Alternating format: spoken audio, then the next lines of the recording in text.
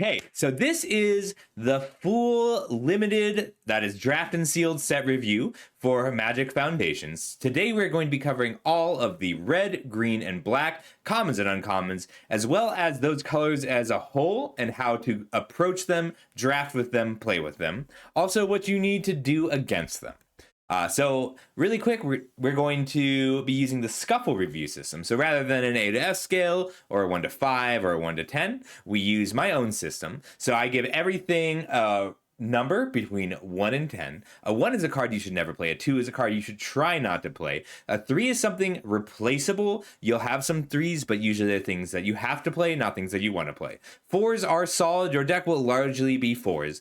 5s are strong cards. A 6 is a card that you want to play in a given color or deck. You will almost always play it in its respective color or deck. A 7 is a card that pulls you into that deck, a reason to be the deck that card belongs in. An 8 is a card you're going to do some work to play, whether you are changing what you're doing, you are changing what you are picking to make it fit, or you're splashing it, making your mana a little bit worse because it's strong enough to be worth it. A 9 is a card that says, you are this color now. Drop what you were doing. Do this. And a 10 is a card you'll always play. 10s are very rare. They're things like Sword of Fire and Ice. Maybe 1%. 1% is high. Maybe average 1 in every 3 sets. Unlike other systems, I give every card a floor value. That is the worst a card will be. A ceiling value, the best a card will be. And an average score, as well as the effort required to bridge the gap between the floor and the ceiling. That will include your deck building requirements, the cards that go with it, situational cards, and build around cards. Just as a quick aside, this is the only content I make specifically to be recorded. So please ask any questions you have, but don't think I'm ignoring you. I will answer all of your questions between each card and address your comments. And if you think I'm wrong, I want you to tell me, because either I will be able to argue and say, well, this is why I think this, or you will convince me. I am very open to being wrong about all of this stuff. But this is meant to provide you with a framework and help you figure out how to draft the set your way. We are going to talk about the whole of each color first. In Foundations, that will largely mean looking at the color pairs. Colors in Foundations have much wider synergies, but also weaker synergies as a result. So like in Duskmourn, you had cards that you have to pack your deck with enchantments, or you have to make sure you have 4 different card types for Delirium, or you have to have cards that are specifically rooms. Foundations doesn't really do that. There aren't a lot of cards that require specific cards. Most of them that do are kind of bad, and there aren't even really any kindred or tribal synergies, even though they're billed as such. And you'll notice that right away as we start going through the archetypes. So here we go. That looks right. This looks right. All good here. All good here.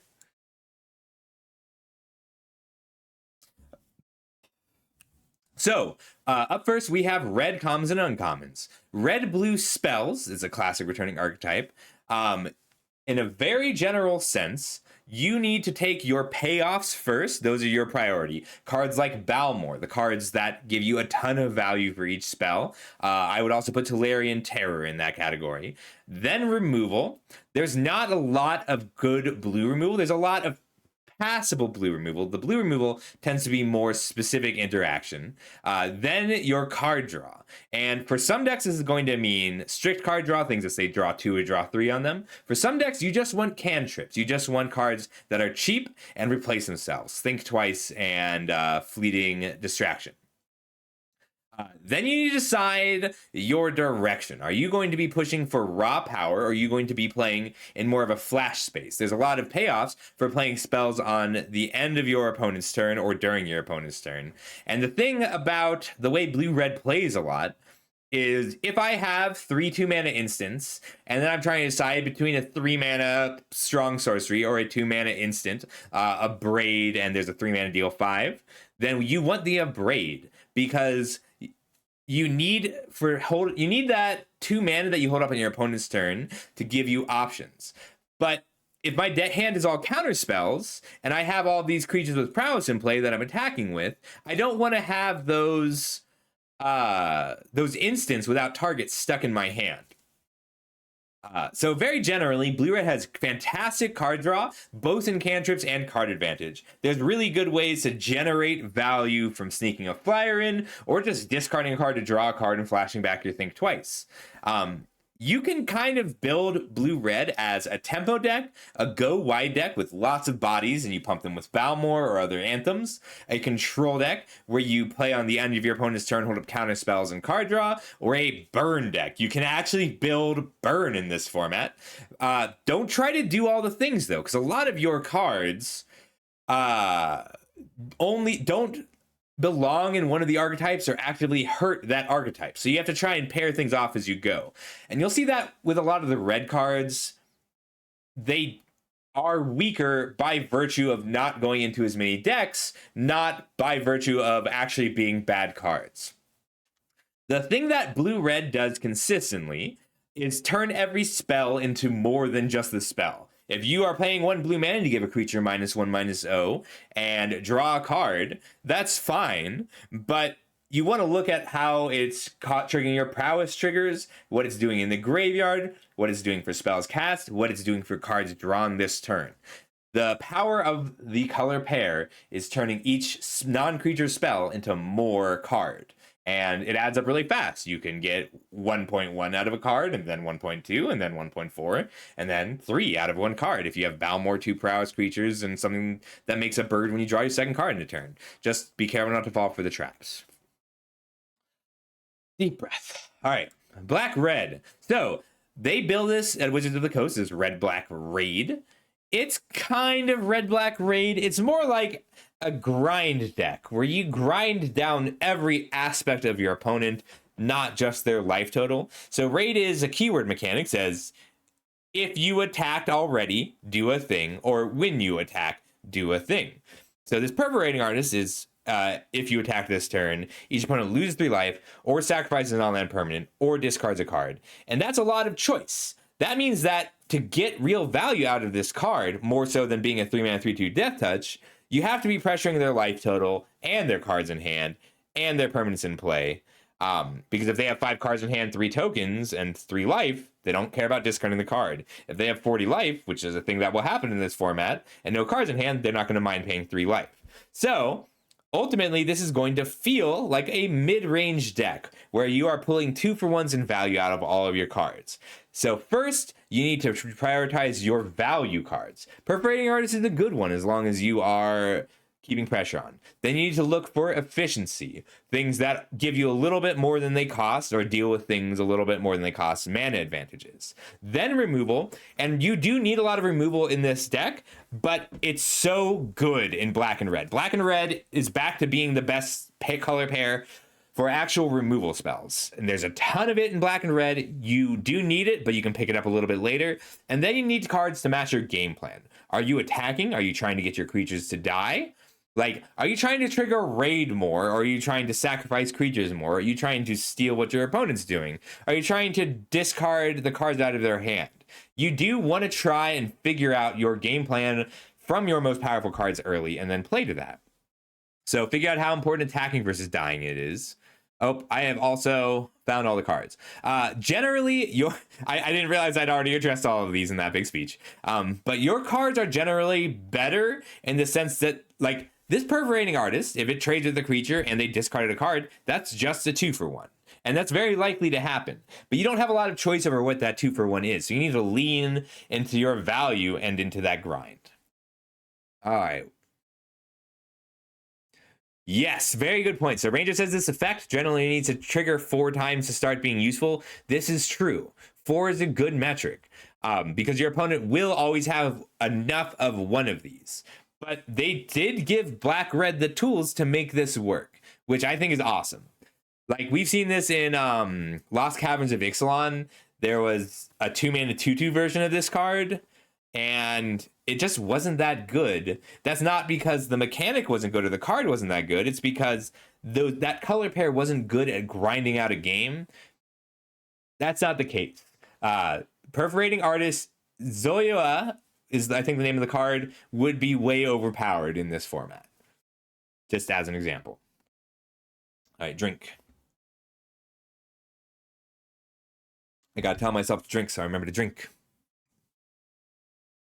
Red-green power. So, red-green is built as the power archetype. Ruby says if you have a creature with power 4 or greater, do a thing. In other sets, there have been a lot. This is a common recurring mechanic in red-green, and there were usually a ton of cards that care about having power 4 or greater. In this color pair, in this set, there's only 4 cards, a common or uncommon, that care. Only one of them requires it. Ruby's still good if you don't have a 4 power creature when you play it. Nesh and Beetle is still good if you don't have a 4 power creature when you play it. Greek's Uprising is something we're going to talk a lot about later. You don't need to have 4 power. You do need size. You need your creatures to be bigger than your opponent's creatures. Keyword big is how this archetype tends to win. There are other options, but your value here, like if you have a 6/6 and your opponent has to block with their 5/5 2 times, that's worth 2 cards, the same as a divination. And this is a good time to talk about rules changes. So, Foundations is changing how blocking works. If I attack with my 4/4 creature and you block with your 3/3 creature, it's exactly the same, nothing changes. If I attack with my 4/4 creature and you block with 2 different 3/3s or 2 different 2/2s, the change is that I don't have to choose where the damage I'm assigning goes until the last minute, until you can't do anything else anymore.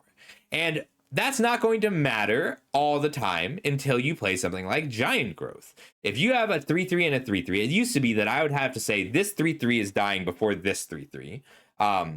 So you could Giant Growth this 3/3 to make it a 6/6 and both would live. That's bad now. If you block with 2 3/3s and Giant Growth one of the 3/3s, I just kill the other 3/3. And yeah, you dealt with my 4/4, but you're down 2 cards. That's why base size is now more important, because combat tricks have gotten a little bit weaker. They did compensate pretty well. Combat tricks on a card-by-card basis are much stronger in this set. But playing with them on defense is a lot worse. Playing with them on offense is a little better. So if you're the red-green power deck, you need your win conditions first. You need to figure out how it is that you're going to win the game early. We'll talk about the options in a minute. You then grab your cheaper creatures. Good cheaper creatures are much harder to find than giant creatures. Then you need your removal, and then you need your giant creatures. And the giant creatures are largely interchangeable in this set. There's not a huge difference between the 2 different 6 mana 6/6s or 5 mana 5 power creatures. You can sort of lean towards making one a little better than the other in any given pair, but your deck is still going to function with any 4 power creature if you have a Ruby out. For your win condition, there are 4 viable options for red-green to win the game. Actual Overrun is in this set, that's 5 mana creatures you control get +3/+3 and trample. That is a win condition, and it's fine if you play to that being your win condition. You can go for speed. That includes ramp. That means just putting down your creatures ahead of your opponent's creatures so that they hit faster sooner. You can go for the control route.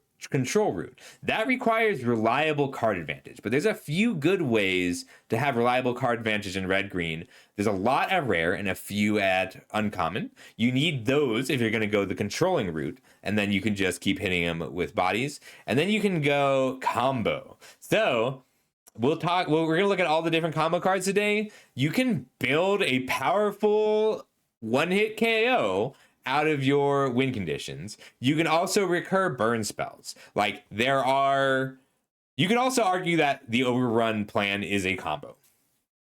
Like, you have options and you really want to lean towards one, primary and secondary. Great question. Craggy says, who is the last person who has priority before the damage is distributed in double blocks? So it used to be I attack, then you block, then I get priority, then you get priority, then I order blockers, and then I get priority and you get priority, and then damage. We skip the I get priority, you get priority before damage. So it's still the... Wait. Yeah, it's still the person doing the blocking who has priority last. But any spell you play hands priority back. Sorry, I had to think about it. All right. Finally, we have red-white aggro. Isn't it? It is indicative of the leaning into what each color is known for that Wizards is doing with Foundations, that the red-white archetype is just aggro. It's be aggressive. There's a lot of ways you can do that.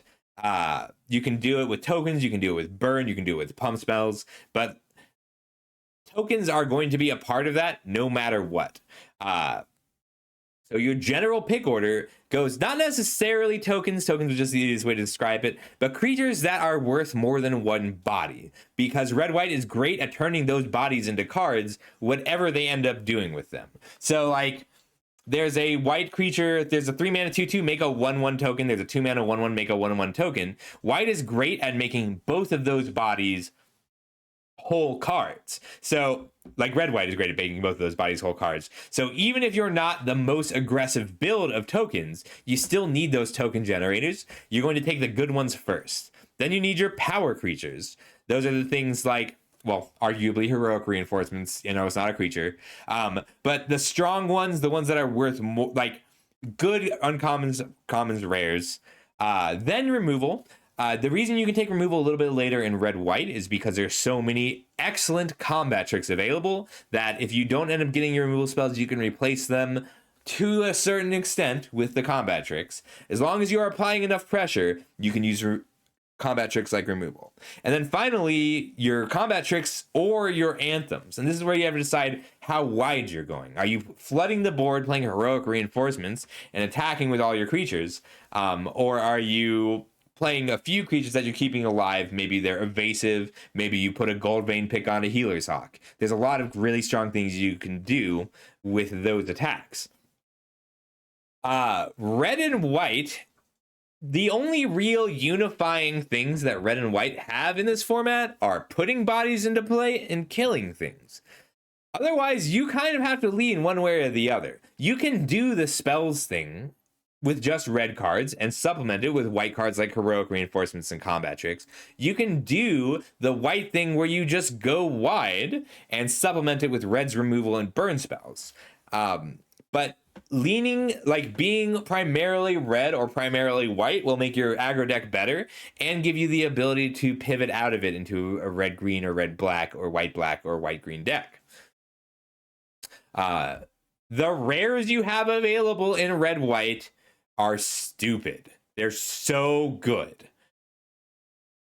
The rares you have available in red and white are like, it's not that they're stupid good, it's that you have more ability to use any given white rare than green white does. Like, there's rare combat tricks, there's rare removal spells. The aggro red-white deck has the most ability to use the rares from either of its colors compared to all of the other archetypes. So if you take a given rare, or if you take a random red or white rare, you are more likely to be red-white or than red-blue or red-black, which is kind of cool design. I like it. If you've never played against heroic reinforcements before, yes, this card can end the game on turn 5. This card is better than it looks, and it looks really good. Oh, hey, pup. All right, we're going to run an ad break because I can't put it off any longer.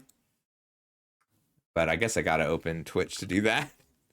I always forget that. Why can't I do it from OBS? I should be able to run ads through OBS. Yes, it is significantly better than Midnight Mayhem. Whoops. The thing is, Midnight Mayhem only affects gremlins. And Midnight Mayhem affects everything. Or Heroic Reinforcements affects everything. It pumps the team. So Midnight Mayhem does 3 bodies, haste, lifelink, all relevant. But it doesn't, it's only usually going to be 3 extra damage. Heroic Reinforcements will very likely be a lot more than 4 extra damage. We're running the ad now. We're taking a 60-second break before we start on the red commons and uncommons.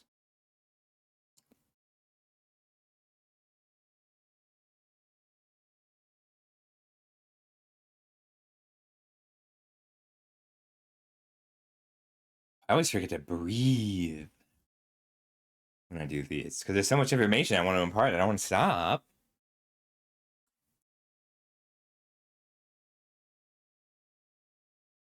How's everyone doing tonight?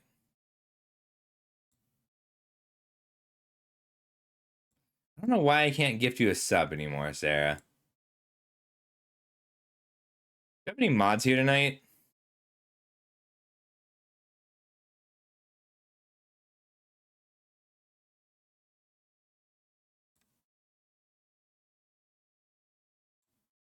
This is true.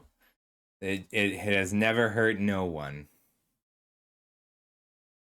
All right, we have 5 seconds. Carl, that's awesome! Congratulations! That's fast. I'm impressed. Okay, so our first card is a braid. A braid is less flexible than it has been in the past. 2 mana deal 3 is just pretty good in this format, but there's not very many artifacts for it to target. 2 mana deal 3 for 2 mana deal 3 is just fine. It's pretty much always going to play the same. That's why it has a none effort value.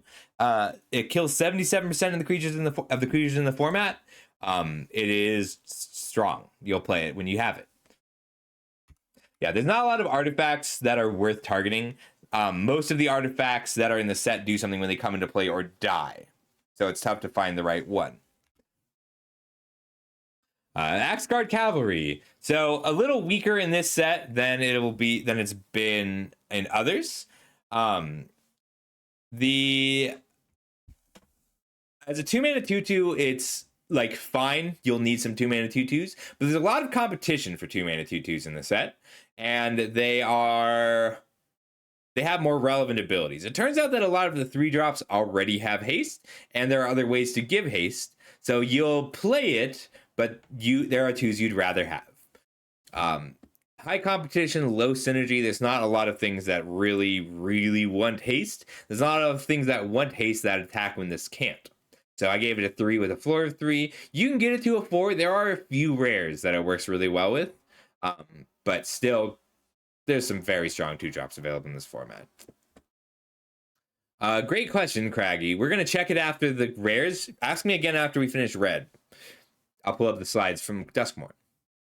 All right, Battlesong Berserker, what a card. So we've seen this effect a lot, stuff like Most Valuable Slayer, or the veteran combat creature from Strixhaven. It is a 4 mana 3/4 that pumps a creature every turn and gives a keyword ability every turn.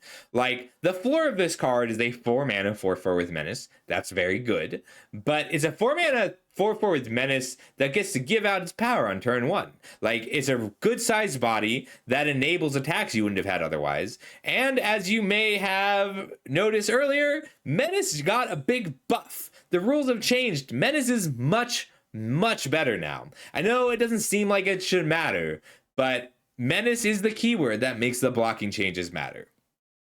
That floor of a 5, that's just when you're using a 4 mana 3/4 that's throwing some things out. If you have combat tricks and you're an aggro deck and things are coming out, this is a 7. If you care about having 4 power, this is a 7.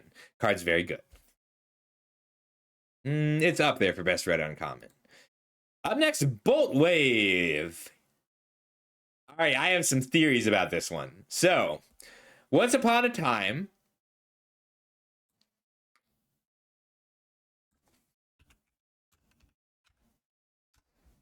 Lava Spike was bad. 1 red mana, deal 3 damage target player or planeswalker. Once upon a time, this was very bad.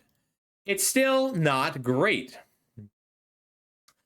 But cards have gotten so much better, including card advantage and card draw. So my theory here is that 2-for-1s, things that generate value, make these deal damage for 1 mana spells a lot better. Like, it used to be like, when was the last time you won with no cards in hand in a draft? Like, it used to be every single limited game was won with no cards in hand. And that's why paying 3 mana to draw 2 cards was so good. And that's why spending a whole card to deal 3 damage was so bad. But this is a set where the whole blue-red archetype is getting more than 1 card of value out of a Bolt Wave. And there are ways to recur it. And your decks can be really fast. This card does have a place. It's not unplayable.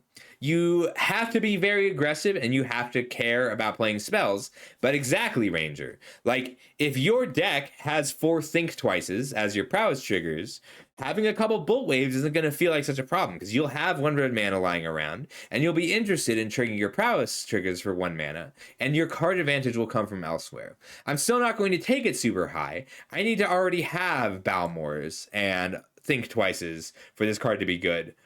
But even just within red alone, you can make 1 mana deal 3 good in this format. This is a card that I am in disagreement about with other content creators, because just historically this has been bad. Historically, deal 3 damage or deal any amount of damage only to players has been bad. My argument for Foundations is that being 1 red mana and having this pipeline is enough, and the 3 damage adds up really fast. You kind of just have to hope that your opponent isn't on the life gain deck. Like, the aggro deck is so powerful here that the life gain deck is going to be holding it in check, because if you go on an aggro and your opponent has gaining 6 life every turn, you're going to lose. All right, Brazen Scourge. So this is another classic reprint. This is the best this card has looked, mainly because there's not competition at 3 mana. There's not a lot to do at 3 mana in this set. I think that's an intentional balancing around Llanowar Elves. But red doesn't have a lot of good things to do with 3 mana. That makes this a higher priority pick.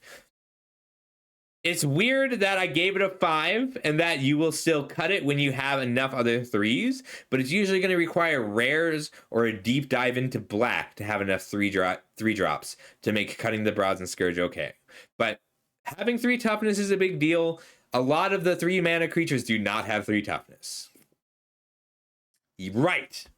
Like, that's exactly right, Ranger. So this set really rewards playing a 3 toughness creature with your 3 mana. 1 mana, deal 2 is a common type line. But yeah, this is better than usual. I love that it's a French vanilla creature that is solid in the set. Up next, Bulk Up. So this is the tough one. Double target creature's power until end of turn. It is high risk and very difficult to have a creature whose power you actually want to double. There's no, if it were double power and toughness, I'd be a little more interested, but there's a lot of instant speed removal that deals a certain amount of damage. And there's only 1 creature with first strike in this set, and there's 0 creatures with double strike in this set, just 1 spell that grants it. So the cards you would want this to work with don't exist. However, having flashback means that it's not the worst trick. 6 is a lot, but if you get to 8 mana in a heavy ramp deck, quadrupling a creature's power means that a 4/4 is 16 damage, and a 5/5 is 20 damage. So this is the kind of card I was talking about when I said that combo is an option. It's generally going to be pretty weak. I think it has a build around, but I would not take it early. No. All of the creatures, so we'll talk about that when we get to Green Carl. But the big creatures don't default have trample in this set. You need to give them trample. And there are powerful ways to give them trample. But you need to take the big creatures and the ways to give them trample over the bulk up. And like, one of the best ways to give the big creatures trample, Overrun.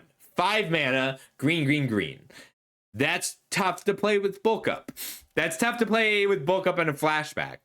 So I like that this card is bad. It actually testifies to how interesting this set is, because We've had a lot of sets where this card is great or would be great. This card would be great in Duskmourn. There's cards that deal damage to the power when they die. There's cards that have menace and you can give them death touch and trample. Like, but no, it's very weak here. If you have the right deck for it, you'll know. And you can't take this early. So the anthems, we'll talk a lot about the anthems. Up next, we have what I believe is the set's best common, and that's not a unique or interesting opinion. Deal 2 damage to any target is good. It's playable, it's good enough by itself. The flexibility on this card is absurd. Like, 2 damage to a face or a planeswalker or a creature, that kills 56% of all creatures in the set. 4 damage kills 93% of all creatures in this set. Every color pair with red wants this because you need to clear a blocker or shoot the face in red-white. You want the removal in red-black. In blue-red, this is a 1-mana spell that is significantly better than Bolt Wave. If you are a control deck, this is just good removal. Like, 1 mana kill a creature. If that creature's too big, kill it for 5 mana instead is just good. I don't think they should have put this in the set. I think it's comparable to Galvanic Discharge in Modern Horizons. It is better than Galvanic Discharge in Modern Horizons because the cards in this set are worse than the cards in Modern Horizons. But yes, you should take this high and you should splash this often. Like, all of the red gain life duels are a little bit better for the existence of Burst Lightning and a few other red cards. Courageous Goblin. So this is our first and only red card that cares about having creatures with power 4 or greater. If this is a 2-mana 2/2, the power of this card depends on when it becomes a menace creature, right? So, like, you are assuming this is a 2-mana 2/2 that will occasionally attack for 3 later in the game. That's a 3. If you can do it consistently on turn 4 or turn 5, whether by growing the goblin itself or just having creatures there, it's going to be a 4 for you. If you can play a 3-mana 4-power creature and attack with a 3/2 menace on turn 3, your opponent can't block that, and it's just going to keep hitting. So red-green claims to be the deck that is 4 power, but you can make it happen in any deck. It's just easiest in red-green. So the rating of this card is not based on its color pair. It's just based on the other creatures you have with it. There's a 2-mana 4/2 in red. Ooh, this card is so interesting. 3-mana 0/4, that's really bad. Like, it survives a lot of stuff. They have to kick a Burst Lightning to kill it. It survives a Braid. If you're attacking with this every turn as a 3/4 or blocking as a 3/4, a 3-mana 3/4, it's pretty good. However, you can get this to 9 power pretty easily. And if you get this to 9 power, you can get it to 18 power. Like, this is another weak card in a vacuum, but you can pick up cards that make it work well. And the cards that make it work well are commons. So I gave it a 3. You don't want to take it, pick 1 or pick 2 or pick 3 and force this deck. But if things are going poorly and you get a few last pick Crackling Cyclops, you can pick your spells in pack 3 to make it work for you. Like, this is going to salvage drafts that you otherwise would have failed at. And it's not a bad plan A. It's just a bad top deck. Oh, this is a cool one. Dragon Tamer. All right, so I was telling someone earlier that cards like this isn't... Ooh, okay, we're going to go back and pretend we're going to resume Dragon Tamer in a second. So Carl says, isn't that hurt by play booster distribution? No. So, play boosters did an interesting thing that was not as bad as I was expecting. They added a ton more rares per pack. That is as bad as I was expecting. But they say there's more uncommons than commons now. This is true. The total number of uncommons you will see is higher than the total number of commons you will see over the course of an average draft. Barely. But you will have more of each common. There are more total uncommons, but there are going to be more burst lightnings per draft than abrades per draft. So the interesting thing that this did to commons is reward the creation of commons, the design of commons that are more interesting in multiples. If I only wanted one copy of this card, then yes, the play booster distribution would hurt it. And we saw that with cards like Grasping, so let's go back to Duskmorn. Grasping Longneck, cool card, I only ever really want one in the deck. But the cool commons in that set were things like Innocuous Rat, where if I have 4 Innocuous Rat, I'm happy. So Crackling Cyclops is better served by the new change of play by the new distribution of cards within the play boosters, just because you're happy having 3 copies of this card. You're not happy having 3 copies of this card. If you are a spells deck building around Crackling Cyclops, you're happy having 3 copies of this card. Great question, Carl. All right, Dragon Trainer. Cool card. The floor of this is 5 mana for 5/5 worth of power. This doesn't have good synergies within red, but it has a lot of really fantastic ones outside of it. Black especially. If you are red-black with the Dragon Trainer, you'll get to see all the cool things we can do with this card. Like there's Fake Your Own Death, there's General Recursion. Red-green also has a lot of ways to do it. And like a 5 mana 4/4 flyer is good enough. We will be happy to play that. But like if I wrote them down. All right, so Run Away Together in blue, Fake Your Own Death in black, Macabre Waltz in black, and Mischievous Pup in white are all in the set, all fantastic with this card. Like when you Fake Your Own Death on a Dragon Train, it's gonna feel like cheating. There's so many good things you can do with this card. I gave it a full 5 with a floor of a 4. That's if you're mono red or just pure aggro. You'll still play this card very happily. 5 mana 4/4 flyer with a chump blocker is good enough. There are no good combos within red. So many good combos outside of red. Like there's so many different things you can do in red blue, red white, red black. The only place without a ton to do with this card is red green, but red green just wants the 4/4. I might go ahead and raise the floor later, but I'm happy with the rating of a 5. Like if I know I'm red, I will take the trainer, but it works with so many otherwise weak cards. Oh, there is no strict blink in this set. There's no ephemerate, there's no momentary blink, there's no exile target creature return it to play. Just as an aside. And there might be Charming Prince. I don't remember if that's a real card. I haven't looked through all the rares yet. Fanatical Firebrand. This is a cool little enabler.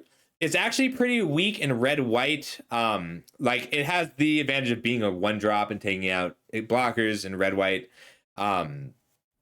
It's best in red-black, where you care about sacrificing things and raid. Or red-green, where you might have some morbid triggers that you can enable. Like having a 1-mana creature that triggers your morbid, aids your threshold, sacrifices for the things that say sacrifice on them, or attacks to trigger raid for 1 mana. All solid. Never the best thing you're going to be doing, but you're never going to be too upset playing it. Like it's comparable to like Clockwork Percussionist, but it doesn't actually dig you any deeper. So I think it's a 5 if you have those morbid triggers and the attack triggers. And it's a 3 if you don't. Like if it's just an aggressor, you're fine with it. There's not a ton of 1/5ness creatures to punish, but there are enough. Every color has a couple. Cool card. I'm glad they put it in. All right, Fiery Annihilation. I had to revisit this one a few times. Like, so Fiery Annihilation versus a Braid it's not usually a literal Braid, but we'll often see 2 mana deal 3 or 4, and 3 mana deal 5 exile at instant speed. Like, this is a little bit better now. Part of that is because so many of your 2-drops are good, and so many of your opponent's 3 and 4 drops are things you need to kill. But both exiling the equipment and exiling the creature is very relevant. Like, killing a creature in a way that doesn't give your opponent morbid is a relevant thing you can do in this format. And the creatures that matter against, if you're like up against a tokens deck, the creatures they have that matter are going to be much larger. So you're pretty happy to be able to kill them. But this is also easy to splash. It's just a good card. Craggy, I'll have to take a look. I'm curious. Up next, Firebrand Archer. This card is great in a spells deck, pretty weak everywhere else, but your spells deck will kind of happen. And if you're not a spells deck, like you can't avoid having some number of spells, some number of burn spells, but you would rather pick up so Firebrand Archer versus Axeguard Cavalry is a pick I'm sure you'll have to make some amount of the time. You're generally going to want to take the Firebrand Archer. The ceiling is just higher on it, and you're going to be able to pick up incidental spells, deal some incidental damage. Like a 2-mana 2/1 that deals 2 damage to your opponent, that's just good. Firebrand Archer has a placing instruction? I think so. I kind of like it because, so someone explained this to me. So this is a reprint, and great question, Greg. Someone explained this to me back in the day, and they said that, well, if you coat your arrow in oil and light it on fire, it loses range. So if a creature is high up in the air, it's a lot harder to get an arrow to them when they're on fire. I liked that explanation. In general, this is an old Amonkhet card, I believe. It might be Hour of Devastation, but it's a cool card, and Blue-Red Spells is great in this format. Up next, we've got Fire Spitter Whelp. These two are very similar, but I'm happy to pay an extra mana for a flyer in this set. Flying is important. And it triggers on dragons. That's not very relevant. You mostly just care about the pinging. It has a higher floor than the Archer. That's why I'm a little happier to just give it an extra point. Really, this is probably a 4.5. But when it's winning, it's gonna win. It's gonna win in a big way. The ability you have to ping your opponent down without attacking is huge in this format. But if you can get in for 4 damage in the air before that, you're gonna be pretty happy. That ceiling of a 7 is just in the dedicated spell stack. Frenzied Goblin. This card is pure aggro. It only belongs in the most aggressive decks. 1 mana, 1/1 that turns off blockers is pretty good, but you have to remember that if your opponent has 2/2/2s, they just block with the other creature. So this is not a free attacker. You have to put a little bit of work into making it survive each combat, and it's not free. But if you're very aggressive, nothing is more annoying than a pair of Frenzied Goblins. This is an old Ravnica staple. Like, it's really cool in an aggro deck. Don't play it outside of the most aggressive decks. I mean, like, the most aggressive decks you can find. Goblin Borders. We talked a little bit earlier about how you really need your 3-mana creatures to have 3 toughness. That means that, I'm going to go ahead and lower the floor. This card without the raid counter is disastrous. So you need to make sure you're building your deck so that you are always triggering the raid when you are playing with the borders. Is there a Goblin Synergy at rare? There's no Goblin Synergies at common or uncommon, but I haven't looked at all the rares yet.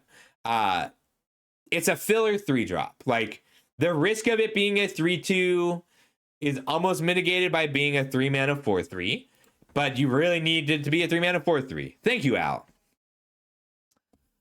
So there is a rare payoff for goblins. That helps a lot with this card, like, because it's almost there. Yeah, it's terrible as a 3-mana. Like, there's a world of difference between a 3-mana 3/2 and a 3-mana 4/3. There are enough cards like in red green that care about having counters on them. So having a counter is a little bit of extra synergy. That's why it's got that ceiling of a 4. Krenko's a big one. Okay, Krenko is a huge payoff. If you have Krenko, take the goblins. The elves payoff is not enough to go elves. Because Elvish Archroot is in the set, but Krenko is a big enough payoff to go goblins. Krenko wins the game. Krenko has won the game in every set it's ever been in, and that goes for every Krenko. All right, Goblin Negotiation. This one it took me a while. All right, so we have to break it down a bit. 4 mana, kill a 1 toughness creature, make a goblin. That's very weak. 5 mana deals 3 damage. That's weak. 5 mana kill a 1 toughness creature, make 2 goblins. Almost there. You really need to be putting in 6 mana to kill a 4-drop or smaller before you're happy with the goblin negotiation. I'm going to lower this. I'm raising the difficulty as well. Sorry, Carl. Don't stress if you don't match my real-time changes. But, like, you're just not... When you're in red, it is so difficult to get to the point where you're putting in 8, 9, 10 mana here. The reason that I had it at a 4 before is because Gold Vein Pick is in this set. Gold Vein Pick is whenever a equipped creature deals damage to a player, make a treasure. Like, these X spells... These high-end X spells are important in your Gold Vein Picks decks. They're important in any decks where you're generating a lot of treasures or extra mana. I wouldn't play this card unless I had to without those extra spells. But like if I have 3 Gold Vein Picks, I'm very happily playing the Goblin Negotiation. Glad to hear it, Carl. Thank you. Yeah, like a cool design, but not very strong. If it were 1 red X, I'd be playing it, but I'd also be splashing it in everything. I think that this... I have theories about the design of this card. I have to imagine that they had it at 1 red X, but green-blue was taking it. And then they had it at red X, and it said create a number of 1 red goblins equal to 1 plus the total damage dealt, and that was too wordy. So they just settled with it being a slightly worse card. But it's almost there. So if you have the cards to make it work, go for it. If you have 3 picks and 2 Llanowar Elves, it's a little bit better. But there are such powerful ways to make tokens. So the anthems in this set are really, really good. The ways that you have to pump your team are great. Like Goblin Surprise and Heroic Reinforcements are both anthems that also make the bodies. Like, the fact that they're both are great. So you want this card when your spells because it's 2 1/1s for 3 mana. That is an instant. It's not like you get to play on your opponent's turn, hold a counter magic, trigger your prowess stuff. But unlike other anthems, so like when I do these set reviews a lot, I'll say, okay, here's your Inspired Charge, here's your War Cry, everything gets +2/+0, here's your Overrun. But you don't need to take it that high because they don't stack that well. You can't have 4 copies of Inspired Charge. You can have 4 copies of Goblin Surprise in your tokens deck. And then if the first 3 of them make goblins and the 4th one pumps the team, that's a win. You win the game now. So I'll take it pretty high. It's up there for one of the better red commons. Right. You can play, like, this is a format where you can go pass Resolute Reinforcements, make 2 1/1s, pass Goblin Surprise, make 2 1/1s, untap Heroic Reinforcements, swing 12. Like, that's a real line you're going to have to deal with. Okay. Up next we have Gorehorn Raider. So this is something we see kind of a lot. 5 mana 4/4, deal 2 if you do a thing. It's a little bit better in this set than in others because there's no competition. 5s are weak. There's 1 red common 5-drop. There's 1 red uncommon 5-drop. That is all. So it's not like an amazing card, but it's a reasonable enough curve topper. It's a little bit awkward in an aggressive deck because it doesn't ever take out a blocker. You never get to kill a blocker with the Gorehorn Raider. But shooting your opponent for 2 is relevant. Taking out, like, finishing off a combat is relevant. Solid without being strong. And it is good with like a Frenzied Goblin if you attack to take out a blocker. Then you can kill whatever you can kill the 3/3 that blocks it, or you can kill a different 2-drop. Like, it's fine. Up next, Heartfire Immolator. Card's really good. It will almost always play at that ceiling of a 6. That means that it's a 2 mana that attacks as a 3/3 a few times and then kills something. This is a set where 2 mana 2/2 with prowess is good enough.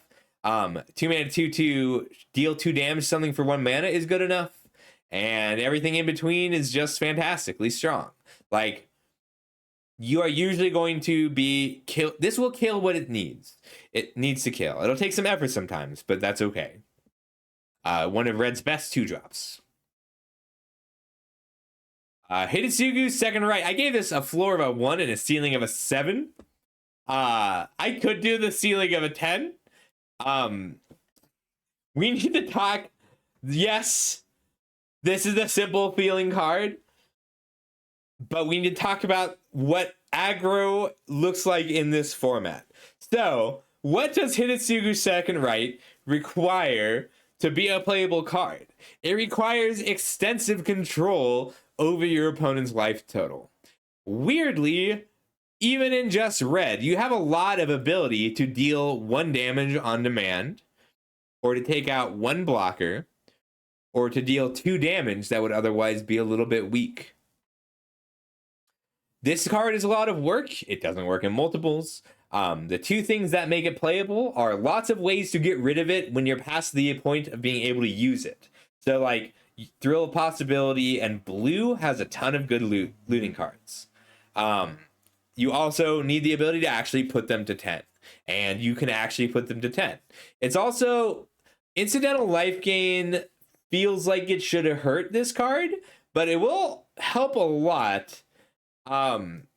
So as a scenario, there's a white card, a 3 mana 2/3 that says whenever a creature comes into play, whenever you play a creature, you gain 1 life. If you have an Abrade in hand and a Hitotsugu Second Right, your opponent is at 8. You can wait for them to play 2 creatures and then burn it. Like, you have the ability to carefully control your opponent's life total in this game. Yes, really good at Point Ranger. All right, so you have the ability to control your opponent's life total within a few points in red and against white.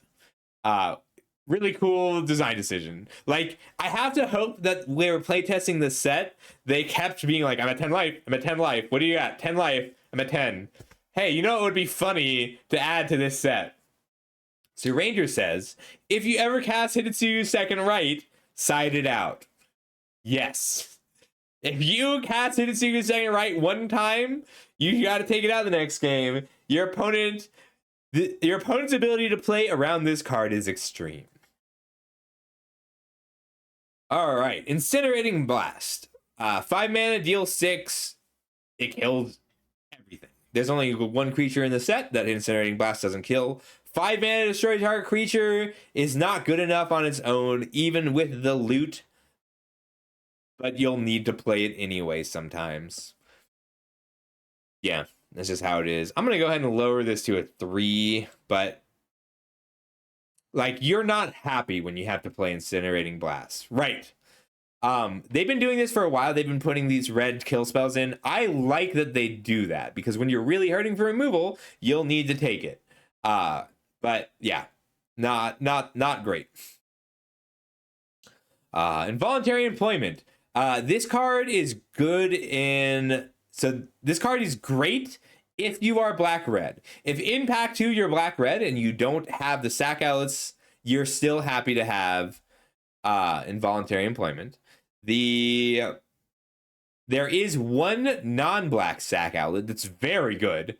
It's an artifact. If you have a couple of those, you are also going to take the Involuntary Employment. If you're aggressive enough, like, you get to treat being aggressive as a sack outlet, right? Like, if you say the Involuntary Employment needs arbitrarily 4 sack outlets to be a good card, killing your opponent counts as a sack outlet.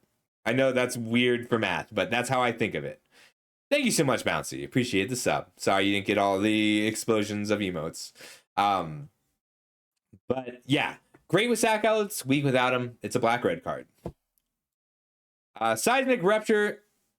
The problem is you have to be able to kill the flyers. If your opponent has 3 2/2 flyers, you'll be very upset when Seismic Rupture doesn't hit it. However, it's great if you are a flyers deck. So like, I will splash this in a blue-white flyers deck, or if I'm a blue base deck with lots of flyers, I'll take the Seismic Rupture. Otherwise, it kills all my ground creatures. You do need to have a plan for beating your opponent's massive army of tokens. The plan could be hit them in the air. The plan could be go over them with giant tramplers.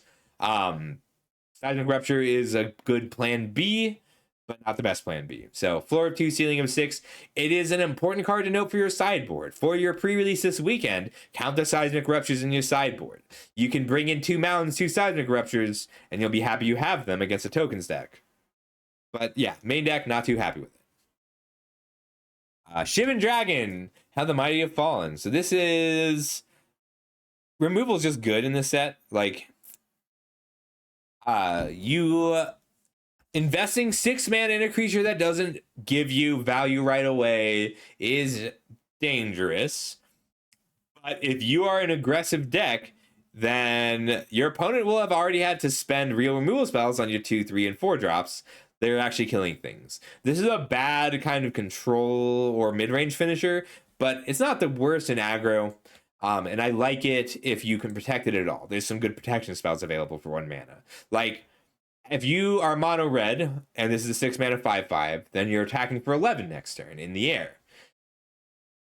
Just make sure that you aren't going to cry when they kill it the turn it comes down. Up next, Slumbering Cerberus. This is a cool card. On its own, it's pretty weak, but there's a lot of very interesting combos with it. There are ways, like, this triggers each turn, so you do get to attack for 4, untap it, which is like a pseudo vigilance as long as things are dying.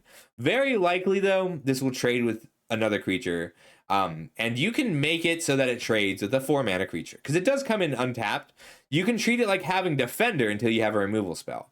But like, if I attack with a Cerberus for 4, and then after, like, if you have a 3/3 and I have a Slumbering Cerberus, I can attack with the Cerberus on turn 3, and then before blockers are declared, abrade your creature to untap it. So 4 power on 2 mana is worth putting some effort into making it untap. Right, Carl. Vigilance with tricks. Sower of Chaos. This is a card I'm going to be happy to have one of in an aggressive deck. If I have a 4 mana 4/3, putting 6 mana into turning off 2 blockers is solid. Putting 3 mana into turning off 1 blocker with a Frenzy Goblin is solid. It has diminishing returns. You don't want very many copies of this. I'm going to go ahead and drop the ceiling to a 4, because it's usually going to play at that ceiling of a 4. But it does win the game eventually. Like, it's a reasonable 4-drop in an aggro deck. It's a little bit weaker. This is a little bit weaker of a 4-drop. So the extra point of toughness is nice, but aggro decks really don't want to have a whole bunch of lands after turn 4. And even the red-green decks still don't want a whole bunch of lands. You can build around it a bit if you have 3 Evolving Wilds, if you have some Grow from the Ashes, if you have a Crucible effect to play lands from your graveyard. This is a little better, but like, how much damage does this have to be? Whoops. How much damage does this have to deal before you're happy to play it? Like a 4 mana 3/4 that deals 2-3 damage, I'm happy with, but it doesn't deal the damage the turn it comes down. If your opponent is holding up a removal spell to kill your 4-drop, then you can either pay 5 mana for a 3/4 that deals 1 damage to your opponent, or you can play a 3/4 and they kill it right away. Like, it's playable, you'll be fine to have it, but it's not a strong 4-drop.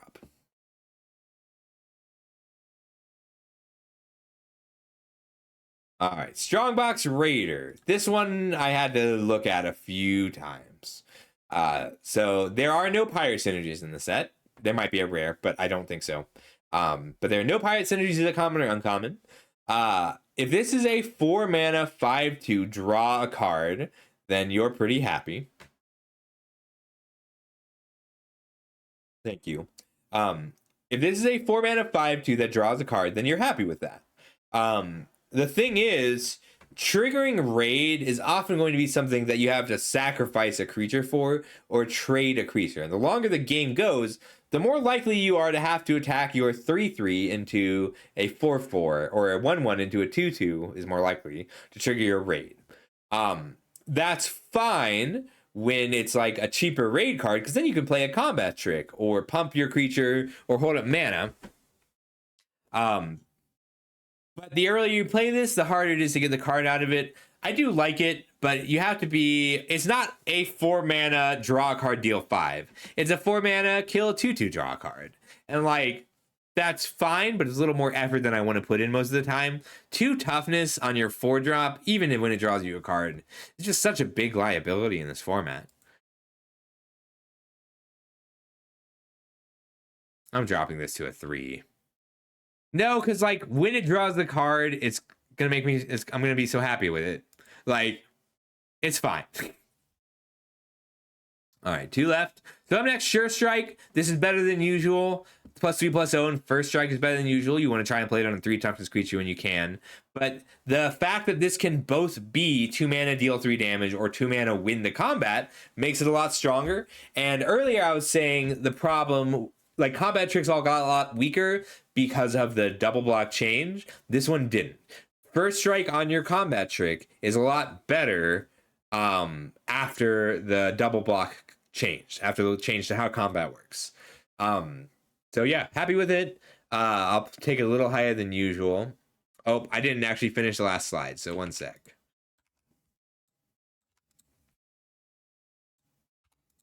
All right, sorry. So Thrill of Possibility, why does it do this? All right, so Thrill of Possibility is like it doesn't have any bonus. It's a little weaker than like Grab the Prize in the last set. But there are enough niche cards that you're happy to discard. There are enough cards that you're happy to put into the graveyard. And there are enough cards that care about instant sorceries that I'm happy as long as I have those cards. Like, the problem with Thrill Possibility is like, Think Twice is better, but it works pretty well with Think Twice. So I'm pretty happy to play it in blue-red or black-red. I'm a lot less happy to play it in red-green or red-white. So it goes in half those archetypes. And it's got a 3, floor of 2, ceiling of 5. All right, that is it for red. I'm going to go ahead and run this ad break so that it doesn't interrupt the next color. And I think we should do black next. Yeah, we'll do black next. All right, I'll be right back. I'm just going to get some more water because I drank all of it.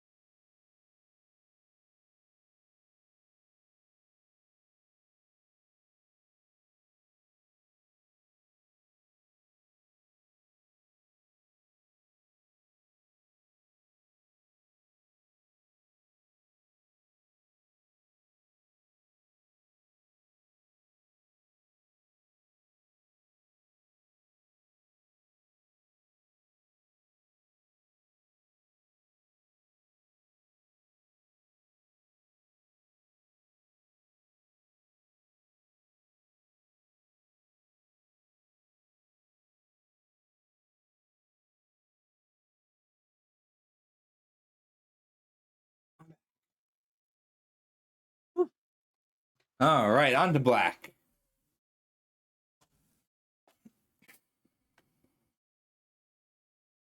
Okay, so we talked about Black Red Raid. The main difference here is that we're going to be looking at the grindier aspects. So red grinds down the life total, black grinds down the cards.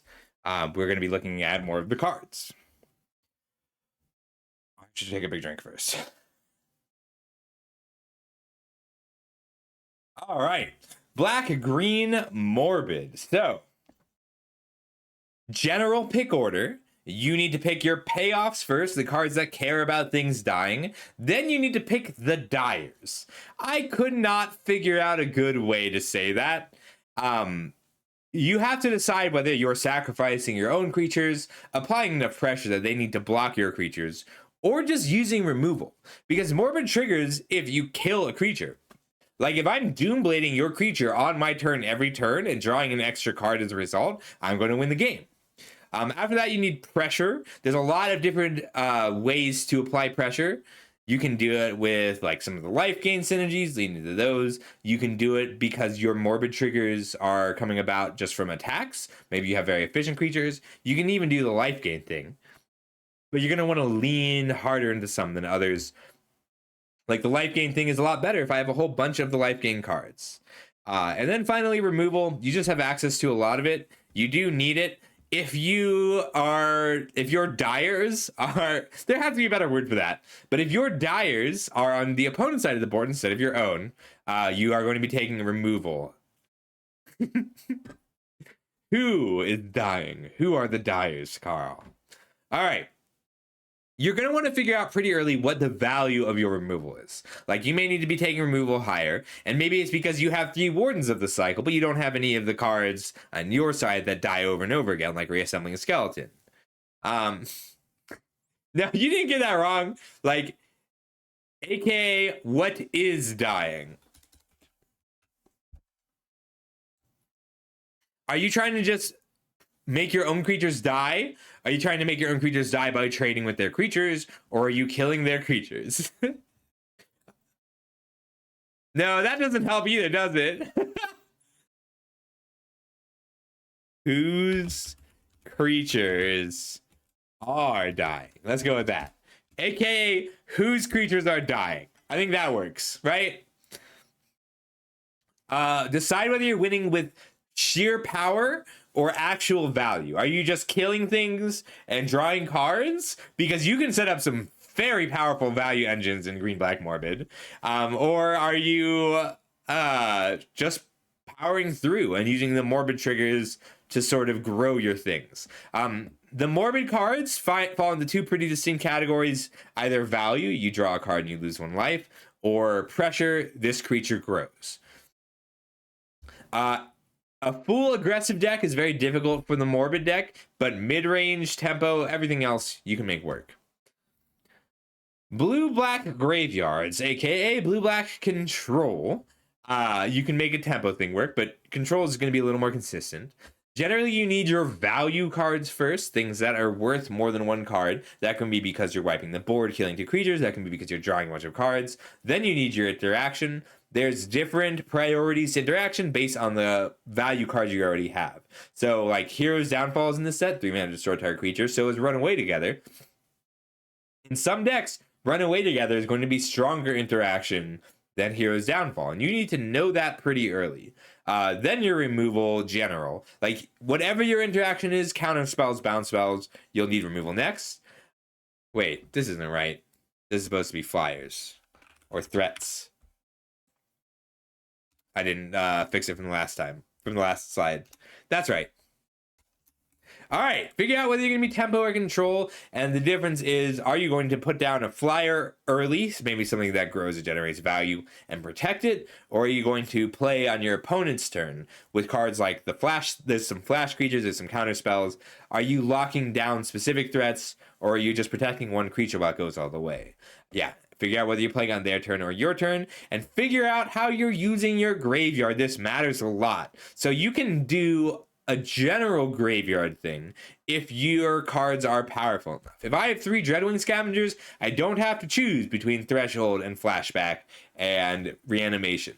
But like when you play a flashback spell from your graveyard, it's no longer in your graveyard. You have just lost Threshold. There are a lot of non-synergistic ways to use your graveyard in this format. The valuable creatures tend to be the ones that enable the graveyard, whether by looting or milling yourself. But you need to make sure that you're not combining your graveyard-dependent cards in specific ways. You also need to make sure that, like, if I have 4 kicker cards and 4 flashback cards, I'm probably not going to be able to use all of those cards for all the value. Or if I have 4 flashback cards, 4 kicker cards, I might need fewer strict card draw spells, fewer divinations or concentrates. All right, and finally, black-white life gain specifically.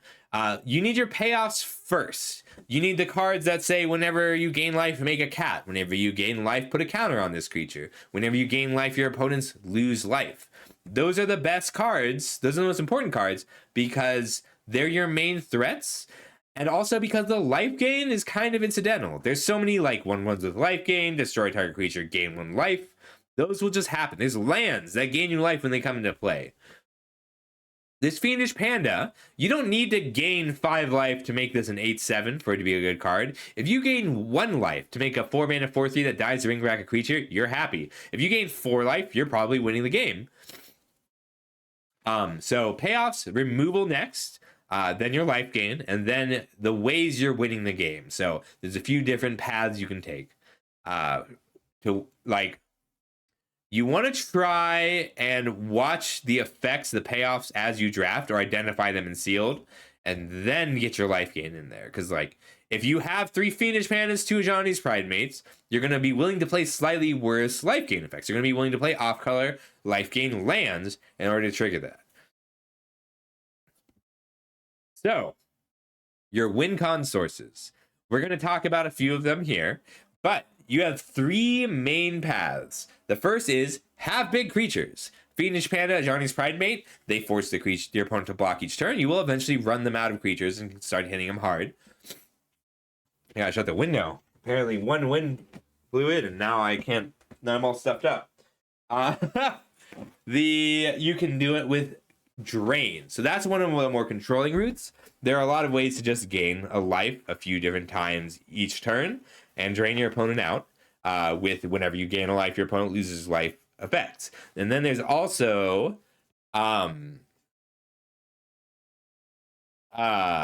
just evasion. Like, you can just fly over them. You can make these creatures unblockable or force them through with a Rogue's Passage.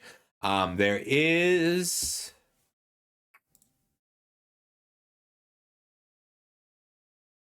Oops. So there's a mythic that goes infinite with a common. I think I need to check again, but it's good worth looking out for it.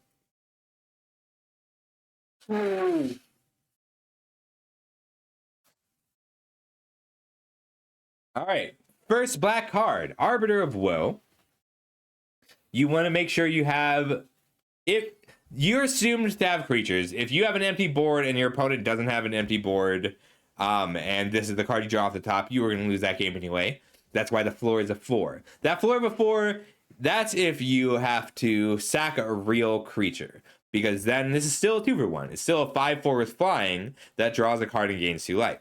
The more free ways you have to deploy this, or reanimate it, or creatures you don't care about sacrificing, the better this gets. It's a great top end for any black non-aggressive deck, and even the aggressive decks are pretty happy to just drain 2 on their 6-drop. It's a good curve topper. Very powerful, uncommon, just not a totally free play. I gave it a 6, floor of a 4, ceiling of an 8, and it's usually going to play somewhere in the middle of that, so medium effort. Hey Ben, good to see ya. Bacon to a Pie. 4 mana, destroy any creature is great. Double black is a little bit restrictive. That's okay. That floor of a 4 is just... Like, the floor is usually... It should be like a 4.5 or a 5. This is a card I will always play if I am in black. I'm going to raise the floor to a 5. that ceiling of a 6, that's just if you have the life gain synergies. There's no free way to use food. There's no card that says for each food you control, do a thing. But there are a lot of cards that are happy to that you sacrifice the food to gain 3 life. Yeah, but it'll usually play at a 5 and it's at a 6 in the life gain deck. Billowing Shriek Mass. This card is bad without Threshold. Is a 4 mana 2/3 flyer, unplayable. 4 mana 4/4 flyer, fantastic. 4 mana 4/4 flyer that mills you 3 is good if you care about graveyard specifically. So it's good in blue-black. It's actively great in blue-black. Blue-black is really good at getting the threshold, and this gets you halfway there on its own. It's weaker in pretty much every other color pair, but you're still okay as long as you are putting threats out pretty consistently to make it a 4/4. So Carl says it'll be a 4/4 very easily. In blue-black, it's trivial. It's trivially easy to make it a 4/4 in blue-black. That's why the ceiling is at a 6. In green-black, it's reasonable. In red-black, it's reasonable. In white-black, it's very difficult to have threshold in white-black. The other problem is there is graveyard hate in the set. So yeah, it's got that ceiling of a 6. It's going to be a 6 in blue-black. You don't really want it elsewhere. Cool card, good design. All right, so Burglar Rat. This is an effect we see a lot. 2 mana 1/1, each opponent discards a card. The amount of variability in a 2 mana 1/1, your opponent discards a card speaks to how interesting Magic is as a game. Bodies matter in this set. You are interested in having something to sacrifice. You're interested in having something to recur. You're interested in having something to go wide with or power up. You want creatures in play when you overrun. You want creatures in play when you heroic reinforcements. It should usually play near that ceiling of a 5. People are very likely to still have cards in hand later, so it's not a terrible draw off the top. It's going to feel really bad to deal with the Burglar Rats some of the time. It's going to be so bad to discard a card and then have your opponent put 2 counters on it. No, Carl, it makes you a Magic player. But yes, this is good in this set. Highly variable effect in Magic in general, but good in this set. Crypt Feaster. Menace got a pretty big upgrade recently with the rules changes for blocking. A 4 mana 3/4 Menace, that is a 3. A 4 mana 5/4 Menace, that is a 5. It's usually going to be somewhere between there. 4 drops do have some competition. There's some good things you can do with 4 mana. There's 1 zombie synergy at rare, but usually this is going to be a reasonable attacker and a 2-for-1 later in the game. Good card.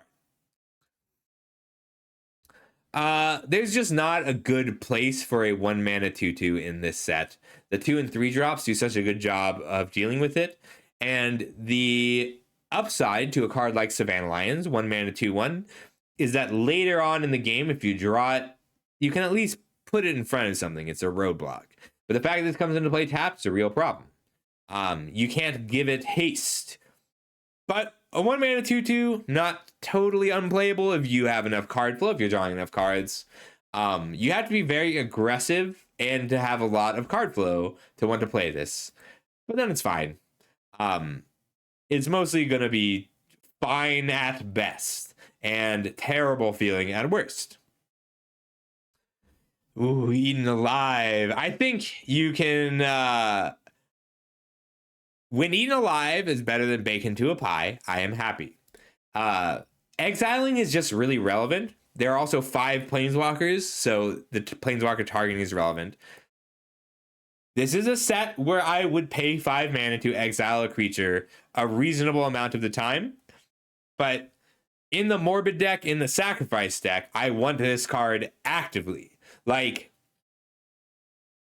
it's just good. It's a good card. Like, it's a 6 in Morbid, in Sacrifice, and with other specific black cards. It's a 5 in blue, black, or white, black. But you can still pair it with specific cards. Yeah! Okay, so there is Great point, Carl. So if you go back over to red and take a quick look at our threaten of the format, gain control of target creatures on a turn and tap that creature. It gains haste, create a treasure. That treasure is enough to cast Eaten Alive. If you have no other black sources in your deck, but you have Eaten Alive and 4 voluntary employments, it's not good. But you get to always cast Eaten Alive with a treasure from your involuntary employment. Good removal spell, good removal spell in general, great removal spell in this set. This card's a trap. There are a couple rares that make it playable, but there's no rares that make it good. Just as a quick breakdown, if you pay 3 mana and your opponent loses 1 life, that's really bad. If you pay 4 mana and your opponent loses 2 life, like would you pay 4 mana to drain your opponent 2? No. Would you pay 5 mana to drain your opponent 3? No. Would you pay 6 mana to drain your opponent 4? Sometimes. Would you pay 7 mana to drain your opponent 5? Yes. But would you do it in a deck that isn't aggressive? And if you are a deck that's aggressive, are you paying 7 mana to drain your opponent 5 very often? Are you happy that you drew 7 lands, or that you had to sit on an Exsanguinate for 5 turns before it was a relevant card? It just doesn't have a place in this format. Like, if you are a true dedicated life gain deck that is likely to get to the late game and you're desperate for sources of life gain, I'm still gonna be hesitant. This is true, Carl. But you might only survive to have 12 lands in play to draw those 12 lands because you didn't have a dead card sitting in your hand. The one place that I would be happy with an Exsanguinate is in a Goldvein pick deck. If I had 3 Goldvein picks, 2 Healer's Hawks, I would be a little happier to run this. Like, you can build a mana deck, but it's not easy. Like, if you can make a deck where 3 mana gain 1 life, your opponent loses 1 life is a card you want to play, go for it. Play your Exsanguinate. That's actually not impossible. It's very difficult, but it's not impossible. Ooh, this is the best this card has ever been. This card is really good in this format. So, there are, without counting creatures that are just large for the sake of being large, 52 creatures I am happy to play Fake Your Own Death on. Remember, this is a set with an abnormally high number of creatures, and in order to account for all the other things that Wizards took out to make room for all the creatures, creatures will have more enter the battlefield effects. There's a 6 mana 1/1 lifelink. When it comes into play, make 2 3/3 knights. There's a 5 mana 1/1 that when it comes into play, you make a dragon. There are even just burglar rats you're happy to play, or you're happy to block with the billowing shriek mask to fake your own death. You're happy to fake your own death. Like, let's look at the creatures that we have looked at just in black so far. Great target. Well, fine target. Great target. Great target because they have just double blocked it. Bad target, but bad card. Oops. So 80% of the creatures just in black we've looked at are great targets for Fake Your Own Death. Let's take a quick look over at red. Let's see. The red targets we have that are great are Dragon Tamer. Firebrand is passable. I'm happy to play it when I'm playing these cards in general. It's pretty weak with Frenzied Goblin, but it does make Frenzied Goblin better. It's great with a Gorehorn Raider. It's great with a Heartfire Immolator. It's passable with Shivan Dragon just because Shivan Dragon is huge. We want to protect it. This card has so many targets, so many uses for the treasure that it makes. And if the creature you're playing this on doesn't have a strong enter the battlefield or dies effect, you're still okay killing a creature with this by dealing 2 damage. Like, I'm so happy they made this card good. Like, and they made it really good. The only problem with Fake Your Own Death, you can't double block and Fake Your Own Death. Because now, the way the new rules work, if I block with a 2/2 and a 1/1, and I want the 1/1 to die, and then I fake my own death on the Burglar Rat, my opponent can assign all 4 damage to the 2/2. If it's a 10-10 with Menace, my opponent can assign all 10 damage to the 2/2. They don't have to put any damage on the creature whose death is being faked. So just be aware of that when you're playing with it. Like, you can no longer play this card while double blocking. Yeah, like you don't get to force one of your creatures to die. It is a little bit better. That's why the floor is so low. Like, the floor should probably be a little lower. Nah, we'll leave it here for now. But like, you need to be aware of this card even if you're not playing it, because it changes gameplay a lot. Like, you suddenly cannot kill your opponent's if your opponent attacks their 1/1 into your 3/3, their Dragon Master trainee, the Dragon Trainer, if your opponent attacks this into your 2/2 with black mana up, you can't block it. You just have to take the 1. Like, it also means that, like, Eaten Alive plus Fake Your Own Death is how you blink. And remember, there are no blinks in this set. You have to build your own blink.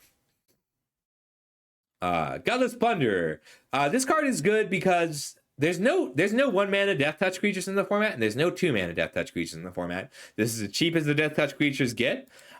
It's not a strong raid, but it's a passable raid. You're happy putting cards in your graveyard. Black and green want creatures that just trade off in general, and this one will almost always trade off. Black and blue want cards in the graveyard. And, you know, Surveil 3, it's not quite Surveil 3, but it's comparable to Surveil 3.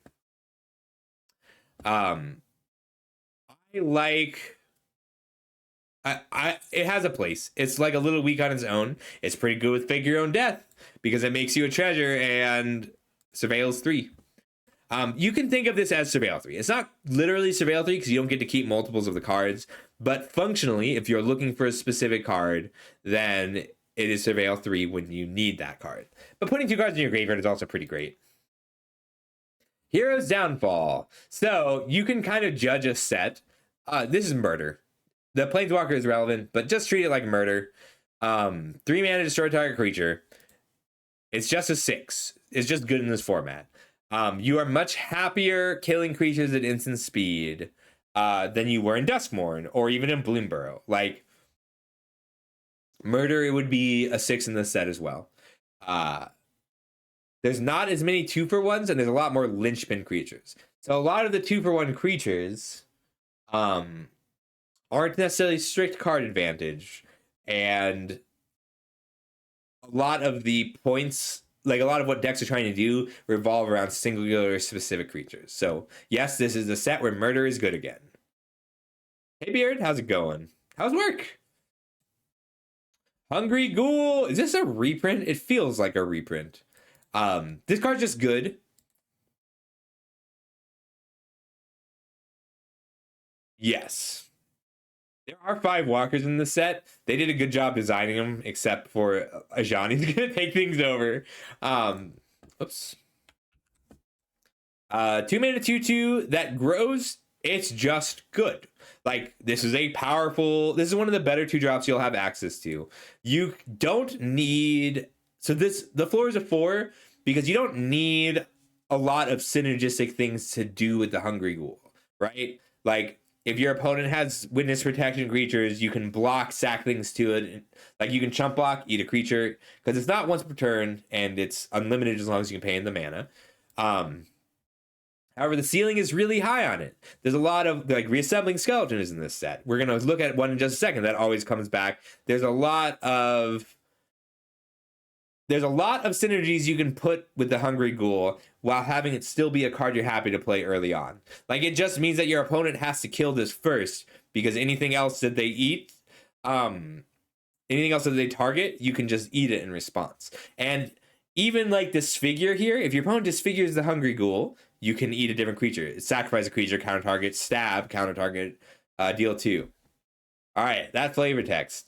All at once, the warden realized the string of mysterious escapes was an entirely different problem. I think this is the best black 2-drop. One sec. I think Reassembling Skeleton might be better as a 2-drop. It's really close, though. But for 2 mana, this is a great deal. Black has the best 2-drops also out of all the colors at common. Black might have the best commons. Yeah, I think black has the best commons. So black's going to be an overperformer early. That's usually what having the best commons means. But like this uncommons are equal to with everything else. Black is strong though. All right. Is Hungry Gold especially strong? That ceiling of a 7, that'll happen more often than it should. Infernal Vessel. 3 mana 2/1. If you have nothing that works with this, then it's a 3 mana 2/1 that says when this dies, put a 4/3 into play. When that 4/3 dies, it's not like it has a finality counter. It just goes to the graveyard, then you can reanimate it. And then when it dies, it puts a 4/3 into play. You can grind a lot of value out of this. That's a 5. In the dedicated sacrifice deck or morbid deck, that's a 7. Everywhere else, it's usually going to be a 5. So yeah, it averages out to a 6. Cool card, great design. Infestation Sage. 1 mana 1/1 black card that dies into an insect. It's really good. It triggers Morbid twice. It triggers Morbid once and leaves you with a flyer that you can then grow. It triggers all of your life gain effects when you have creatures that care about things coming into play. Like a 1/1 flyer just is good in this set. This card is good at its base set line because a 1/1 flyer for 1 mana would be good. A 1/1 flyer that you have to put a little work in to get to is good enough. You'll have to sack something to make it happen. But yes, this is a good card. I gave it a 5 with a ceiling of 5, a floor of 4, and it's pretty low effort. Like, it's best when you have things to sacrifice to it, but you just will. You'll just have the things in black, you'll have sack outlets, especially if you are playing enough black that you're happy to play a black 1-drop. It kind of has diminishing returns, like, until it doesn't. Like, if you have 2 of these, you're pretty happy. If you have 3 of these, that's a little weird. If you have 6 of these and a Blood Artist or 2, you'll win the game. Macabre Waltz. First copy is going to feel great. Every other copy, you're going to need some reasons to have it. You have things you want to discard, you have things that help you mill, and you have good creatures to recur. But that ceiling, it's going to be, the better your creatures are, the easier it is going to be to hit that ceiling of a 6. So pay attention to what other creatures you have as you draft. But I'll take the first copy of this pretty high. It just is kind of weird to stack. 2 mana to pick up 2 creatures is nice, even when like it's only picking up 1 creature. And you'll start to notice that some decks, the ones that want Macabre Waltz the most, are the ones that... Oh, well, we're going to go to the next card to talk about Macabre Waltz. All right, Marauding Blightpriest. Whenever you gain life, each opponent loses 1 life. If you're a life gain deck, picking up 2 copies of Marauding Blightpriest with the Macabre Waltz is a real game plan. It's strong. You do have to be... The Marauding Blightpriest is an important card in this set. Because it's how the life gain, it's a real win condition for the life gain decks. If you're not draining your opponent, if you don't think you can drain your opponent 4 life per copy of Marauding Blightpriest, let's say 3 life per copy of Marauding Blightpriest in a given game, don't bother with it. They'll find that a lot of the divide in the black cards is life gain morbid, like life gain morbid is the line. And then blue-black, that's why when you're playing a blue-black deck, you kind of want to lean towards one or the other. But Blightpriest is a cool card. I like it. Midnight Snack. This one is going to take a revisit. But Raid Make a Food is not a practically valuable thing. And 3 mana to sack an enchantment to make each opponent lose X life, where X is the amount of life you've gained this turn. Like... How much does that have to be good, right? Like, 3 mana deal 3 to a player is pretty weak. But 3 mana deal 5, you can make that work, especially if you're in a more aggressive deck.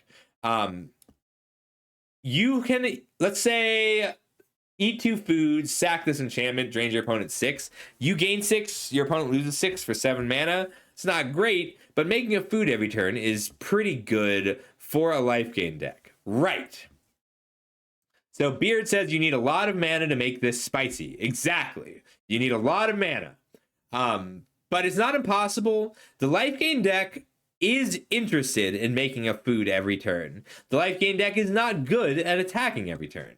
The life gain deck is going to hit a point where it can't attack anymore and has to just sit on all the life it's gained and keep gaining more life until the opponent just dies.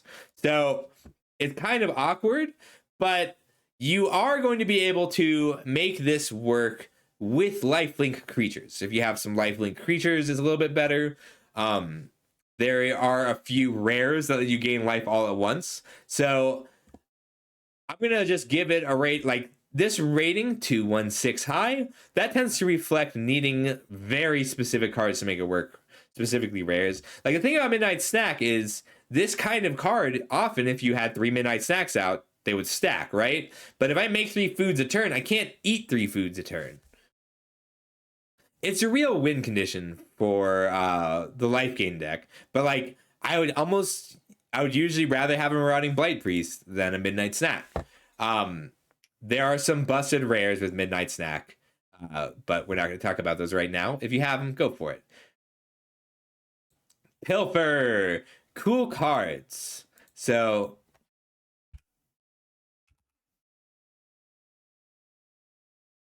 I like this abbreviation. Fuck you, autocorrect. No! I had to type ignore. Pilfer is a little different in this set than it has been in the past. So would Duress or Inquisition be. You need to play this card when you can't answer certain things. So it's a good sideboard card to have access to. When your opponent has some good bombs that generate a lot of value when they come into play, pilfer them. If you're a black-red deck, you can't kill a lot of engines or enchantments. You can't deal with your opponent's Snakeskin Veil, then you play the pilfers. And it's a reasonable enough filler card a lot of the time. But like, you would rather play a 2-drop than a pilfer on turn 2 most of the time. You would rather play 2 creatures or a 4-drop on turn 4 most of the time. So it's not a free thing. You're also... There is enough good discard in this set. Like, I would rather play a Burglar Rat than a Pilfer most of the time because so many of my opponent's cards are going to be relevant. But, like, let's look at the Life Gain deck, for instance. Like, taking out my opponent's Panda before it comes down is really good against the Life Gain deck because I don't care about all the other random creatures they have that gain life. So it's got a pretty large gap between the floor and the ceiling. But if your deck can't answer certain things or if you're missing certain things, Pilfer gets a lot better. Reassembling Skeleton. This card has always been interesting and fun when it's been in the set. It's really good in this set. That floor before, that's if it chump blocks and comes back some amount of the time as a mana sink. Or if you're just milling it and returning to play as value. That ceiling of an 8... That's when you have your Hungry Ghoul and Blood Artist and Reassembling Skeleton. And now you're just paying 3 to drain your opponent 1, put a counter on this creature at instant speed. You do want sack outlets because there's a way to exile things, but there is not a good way to exile the Reassembling Skeleton from play if I have a Hungry Ghoul. If Hungry Ghoul is in play with Reassembling Skeleton in play, your opponent cannot exile or stop you from looping your Reassembling Skeleton. And suddenly, like, you have a blocker every turn, too. You get to block, sack, put a counter on it, then pay 2 more mana to put a counter on it as many times as you want, and leave it up with this in play, and then do it again. It is the best card in your Morbid deck. I think it's an 8 importance in your green-black Morbid deck, probably a 6 or 7 in red-black. It's kind of weak in both black-white and blue-black, but blue-black isn't too upset about just discarding it. Ooh, up next, my favorite card in the set, Revenge of the Rats. So this is a non-defensive one. If I make 4 rats with this, like if you play this for 4 mana and you make 4 rats, that's great. Even though they can't block the turn they come down because it has flashback. But the flashback means that you get to mill yourself to this. So if I'm playing a dedicated self-mill deck with like 3 copies of my Billowing Shriek Mask, If I have 3 copies of Building Shriek Mass and I can mill over Revenge of the Rats and play my win condition from the graveyard, that's gonna feel really good. Just so strong. Yeah, powerful card. Floor of a 2, ceiling of an 8. The only problem with Revenge of the Rats is that they put Angel Finality into this set. 4 mana, 3/4 flyer. That's good enough. Exile target player's graveyard when it comes into play. I hate that they put Angel Finality into this format because I want to play Revenge of the Rats. Yeah, but that floor of 2, ceiling of 8, this is a true build around. One that I'm really happy to build around. Sanguine Siphoner. It's good when you care about gaining life and raid. It's bad when you don't. So it's going to feel great in the life in black, white, and black, red. It's going to feel really weak in green, black, or in black, green, and black, blue. But like, it's not a bad stat line. It attacks like a 2/3, even though it doesn't block like a 2/3. And having 3 toughness on your 2-drop is going to feel great a lot of the time. Best Mind Rot? Is this the new best Mind Rot?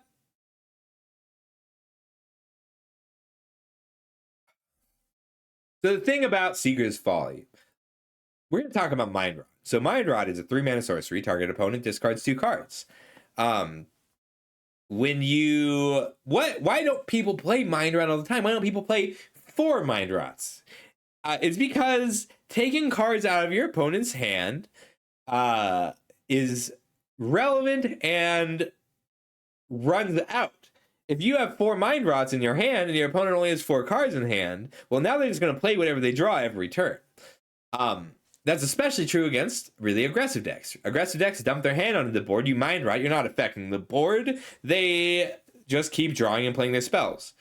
Seeker's Folly has 2 modes. One of them will always feel great. When Mind Rot is good, it feels really good. When Mind Rot is good, it's because your opponent is on turn 5 and you manage to hit their 2 6-drops. Or their 5-drop and their 6-drop on turn 4. When it's bad, it's because they dumped everything into play. And when they dump everything into play, this bottom line is going to win the game. Like, both of these cards, both of these effects are all or nothing, right? They are either, this does literally nothing for me, or it gets me more value than I know what to do with. But neither of them are usually playable on their own card. Like, we have cards that are 3-mana creatures your opponent gets -1/-1, or 3-mana your target opponent discards 2 cards. But they are... They're counter to each other. The strategies that this card is good against, your opponent is going to be on one or the other. It is really difficult for them to keep cards in hand without putting 1-toughness creatures down, or put 1-toughness creatures down and keep cards in hand. So one of these effects is going to be something you're happy to do all the time in this format. And just as an aside, -1/-1, I gotta up this because it's Fanatical Firebrand in this card. Kills 26% of creatures, but kills 70% of tokens. Alright. Soul Shackled Zombie. Card's a little weak. Both cards have to be in the same graveyard. If a 4-mana 4/2 is bad, a 4-mana 4/2 that drains your opponent 2. I'm gonna go ahead and lower the floor to a 2. A 4-mana 4/2 is bad. A 4-mana 4/2, a 4-mana drain your opponent for 2, gain 2 is bad. 4-mana exile something from your graveyard that your opponent needs is bad. Altogether, this is playable. If you care about taking cards out of your opponent's graveyard, and care about draining them too, and care about gaining life, and want this body as a relevant body, all of those put together makes the card playable. But you have to build your deck so that you care about 3 out of 4 of those things, and that's very difficult. So it's tough to make this card good, but when it's good, it'll feel good. Stab. Good removal. Play it when you're black. Not always worth splashing for. Kills a lot of the creatures, but also wins combats. Strong card. Know it exists because you can't play the next card when your opponent has a black mana up. But 1 mana kill a creature is great. When being on the play is significantly better than being on the draw, cards like these get better, because if I get to kill your 2-mana play with my 1 mana, with my turn 1 play, it's like taking the play back, but I'm up a card. So Disfigure, Deadweight, Stab, Burst Lightning. These are all cards that let you take the playback when you're on the draw. And they're good against all the 2-drops in the set and many of the 3-drops, like our Stromkirk Blood Thief. There are a lot of vampires in this set. This is the only card that has the word vampire on it. You should not take this because it's good with other vampires. But it's good because it's a 3-mana 3/3 that grows every turn. You do have to put a little bit of work into it, floor of 3, so that it doesn't get stabbed the turn it comes down. But if you just attack with your Sanguine Siphoner, play out the Blood Thief, now it won't die to a stab. There are a few good vampires to grow with it, but we'll talk about those soon. For the most part, you just want this card as a 3/3 that's growing every turn.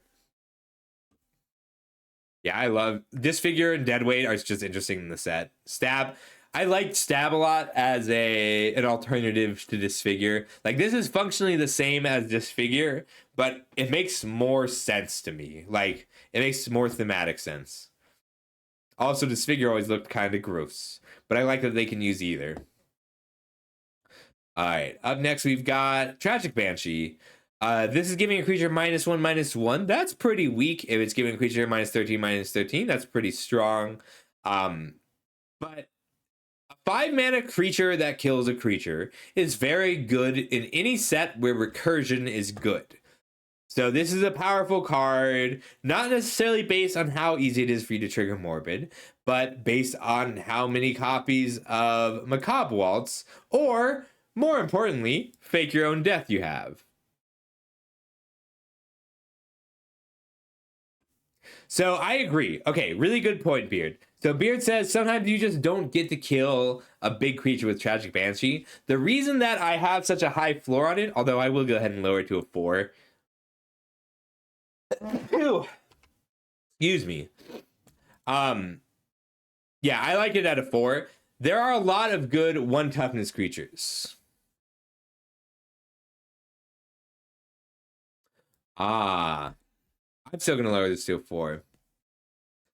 Yeah, like a 3-mana 2/2 just isn't that good on its own, but you have to put some work into building with it.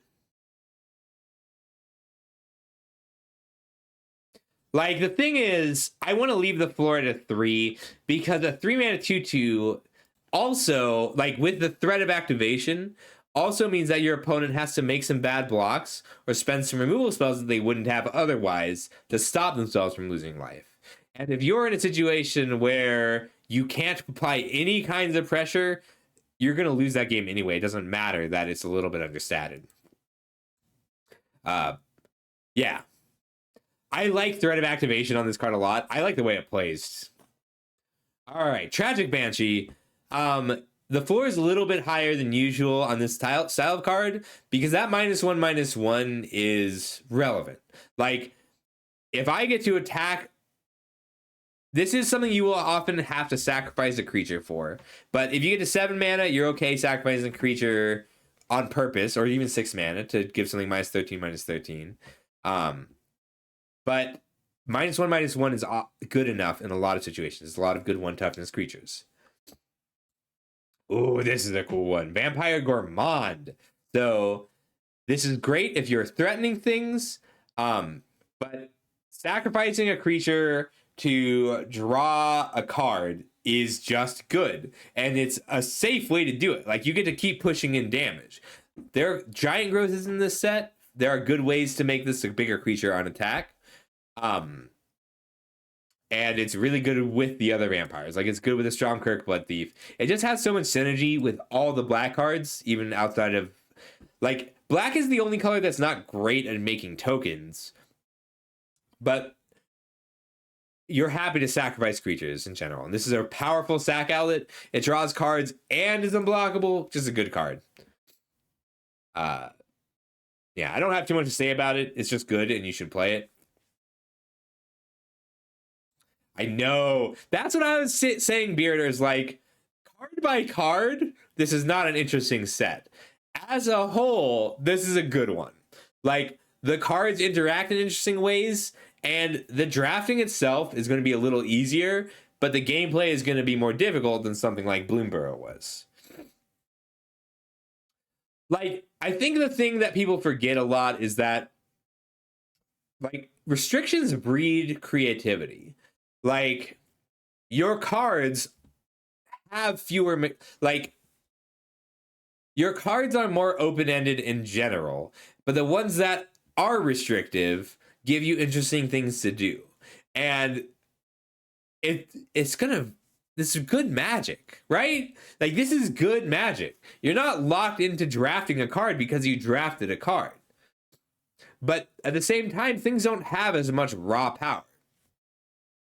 Right. There's a lot of really simple and elegant designs in this set, and it feels, the design process feels like they started with the old cards. Like, this is a card that is more interesting with stuff like Stab or Reassembling Skeleton. It feels like they started with the Reassembling Skeleton when they were making Vampire Gourmand. All right, up next we have a returning classic, Vampire Nighthawk. Not a ton to say about this. The card's just good. Like, a 3-mana 2/3 flying lifelink is good enough. A 3-mana 2/3 flying death. Any 2 keywords would be enough to play this card. I would play a 3-mana 2/3 lifelink in this set. I would play a 3-mana 2/3 flyer in this set. I would play a 3-mana 2/3 death touch in this set. And the combination makes it a little bit absurd. The lifelink aspect is especially relevant, but it doesn't add quite enough because you don't get to play cards you wouldn't play otherwise. And having a bunch, like, so the reason that I gave it a ceiling of a 6 is if I have 3 copies of Marauding Blight Priest in my deck, it's still not a contest. Like, I'm still going to be taking this at the same rate as if I had none of those cards. It's just really good. This is keyword soup from 20 years ago.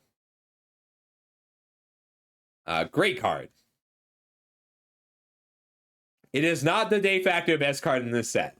This is true. I think this was probably a 7 or an 8 in Magic 2020, and part of that was because of Exalted. Exalted was one of the mechanics in the set where this premiered. Or wait, this is a Zendikar premiere. That one was because it could trade with giant creatures. And the life gain was so important. And then it was in a set with Exalted. Like, it's not the best card in the set. It is really good. I will situationally take a Vampire Gourmand over a Nighthawk. Like, this I'll take if I'm in a life gain deck. This I will take higher if I'm in a Morbid deck. But just a great card in general. Okay, Vampire Soulcaller. A 5-mana 3/2 flyer is a good body. Not being able to block is a real problem, but it can return itself. So 2 Vampire Soulcallers will loop. There's also a lot of other things this loops with. I don't want to take this unless I know. Don't take this card unless you know what you're getting back. Like, if I have 3 Vampire Nighthawks, Soulcaller gets a lot better. If I have a couple Tragic Banshees, Soulcaller gets a little better, but I still have a limit on how many 5-drops I can play. 5 mana is just a lot for a 3/2 flyer, but, like, you would play a 5-mana 3/2 flying draw card. You might not play a 5-mana 3/2 flying draw card can't block. So you need to make sure that whatever you're picking up keeps you alive, because this is generating value, like generating good value, but if you're not actively picking up things that are trading and keeping you alive, you don't want this card. If I have 3 Nighthawks, I'll play 3 Soulcallers.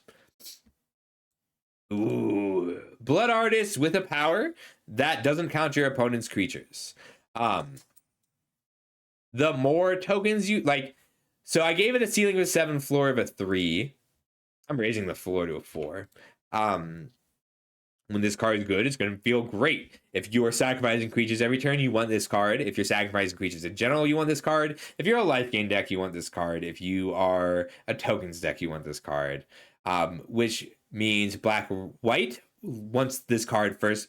This card is first pickable from pack 2 in black-white. It's first pickable from pack 2 in black-green, but only if you're doing the thing, if you have a lot of reassembling skeletons. Like, it's not as archetypal dependent other than black-white as a lot of these cards.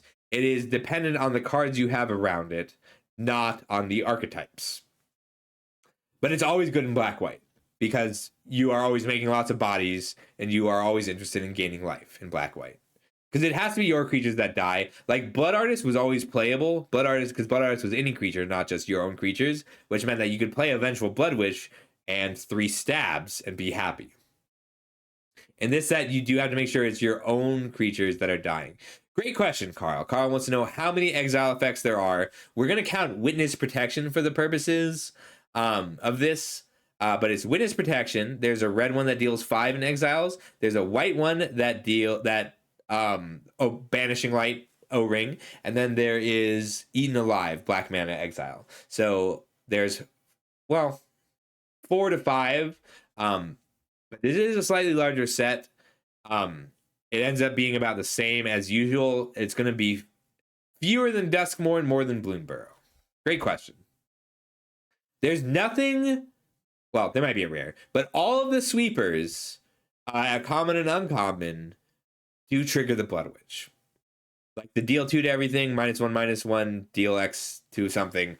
Those all matter with the Blood Witch. You're gonna have a lot of combo kills with this format. In this format, you're gonna have a lot of games where it's like if, let's say I have a Marauding Blight Priest in play. Let's do a quick 4 cards, right? Marauding Blight Priest, that's a 3/2. Hungry Ghoul, that's a 2/2. And where are you? And Infestation Sage, that's a 1/1. So that's 3 creatures, all commons. And let's say I have those 3 and a Vengeful Blood Witch, and I'm attacking with my Hungry Ghoul. Hungry Ghoul eats the 1/1, drains them for 1. I gain a life, drains them for another 1. That's 2. It eats the token that the elf makes. That is another 1 from the Blood Witch and another 1 from the Marauding Blight Priest. And then it hits them for 4. That's 8 damage, plus another 3 damage per other creature I have in play other than those. That will kill them very fast, and it breaks a stalemate open. Like, that's what I mean when I say that at a certain point, the board will become clogged. Black-white life gain isn't going to be able to attack anymore, because the creatures aren't de facto larger or more evasive than what your opponent has. But you're still going to be able to burn them out for the kill. Up next, Zombify. I gave it a low rating, floor of 2, ceiling of 7. There just aren't a lot of targets in this set. There aren't a lot of good there's no land cyclers, creatures that discard themselves, Waker of Waves. There are rares. The Reanimate deck requires both either rares or this creature, Arbiter of Woe. This is the only good reanimation target in black. But Zombify is still a good card if you have rares worth picking up and looting. But looting is easy. And looting isn't easy. Looting is pretty easy. It's not trivial. Yeah, but what are you you can surveil a lot, but what are you putting into the graveyard? But that's what I mean. So let's scroll up a bit. Let's say I have our Gutless Plunderer. This is a cool card. I get to put the creature I want to reanimate into the graveyard and put the Zombify on top of my library. What am I picking up? It's got to be pretty good. Those creatures exist, but they're rares. Hence the wide gap. So the more creatures you have that you are actively willing to cast Zombify on, that you're willing to spend 4 mana and some effort on, the better this card is.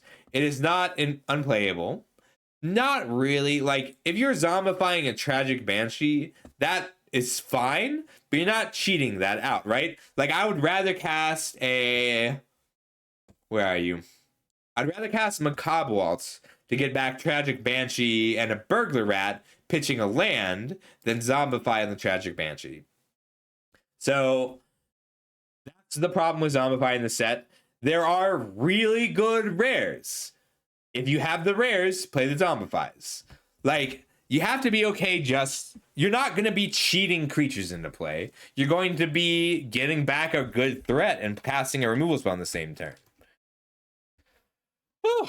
All right, that's going to do it for black.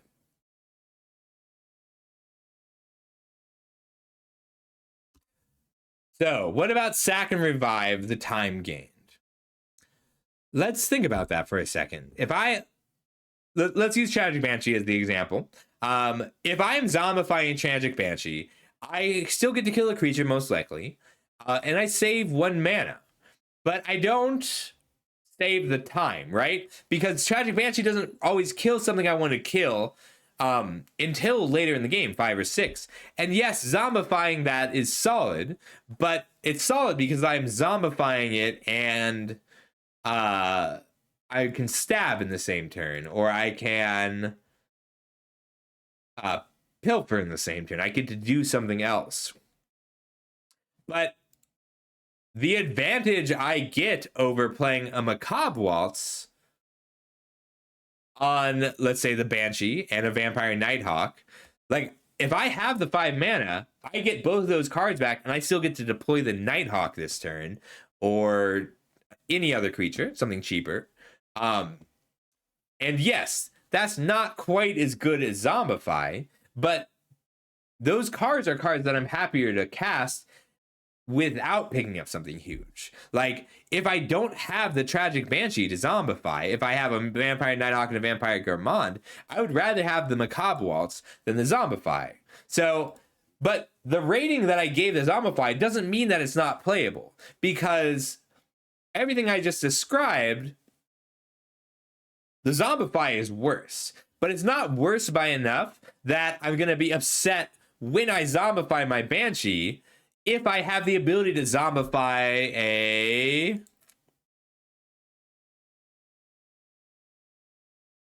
I don't know the mythics yet.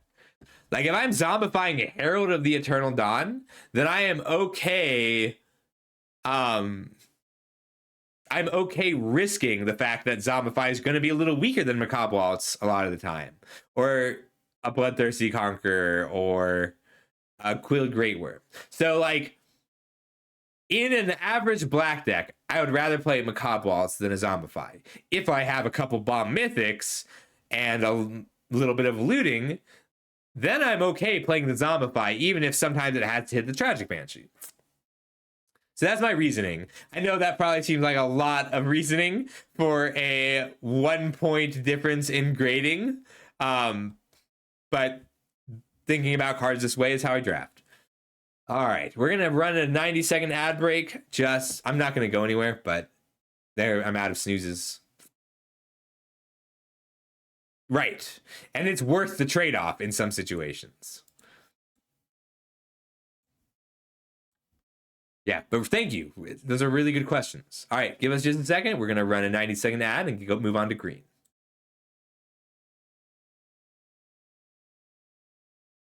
I'm like, oh, I was not taking my breath often enough during that.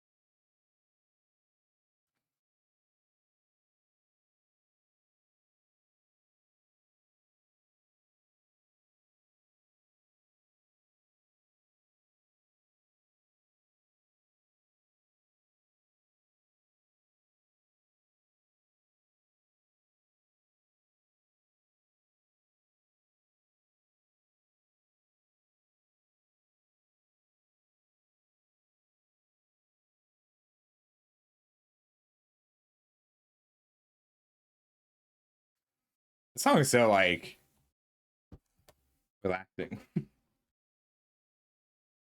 All right, 15 seconds, and then we're doing green.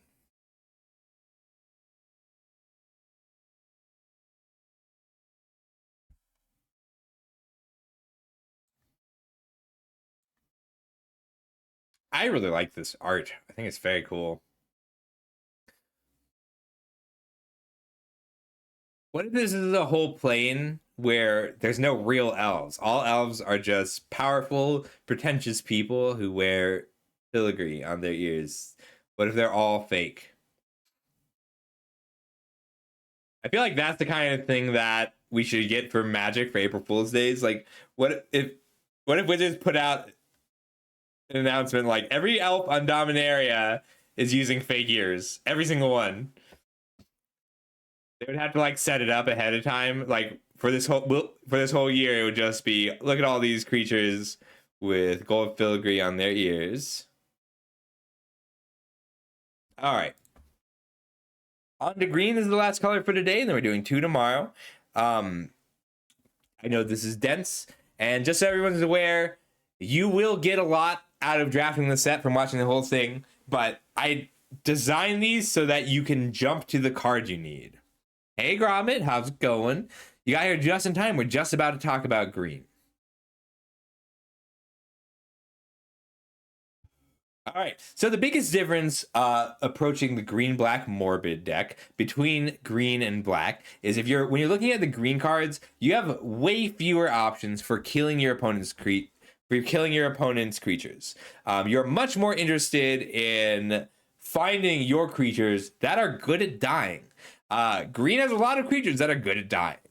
But otherwise, you might have to go back to the black portion because this one was a long one. I don't want to talk about it all again. Red green power, much simpler.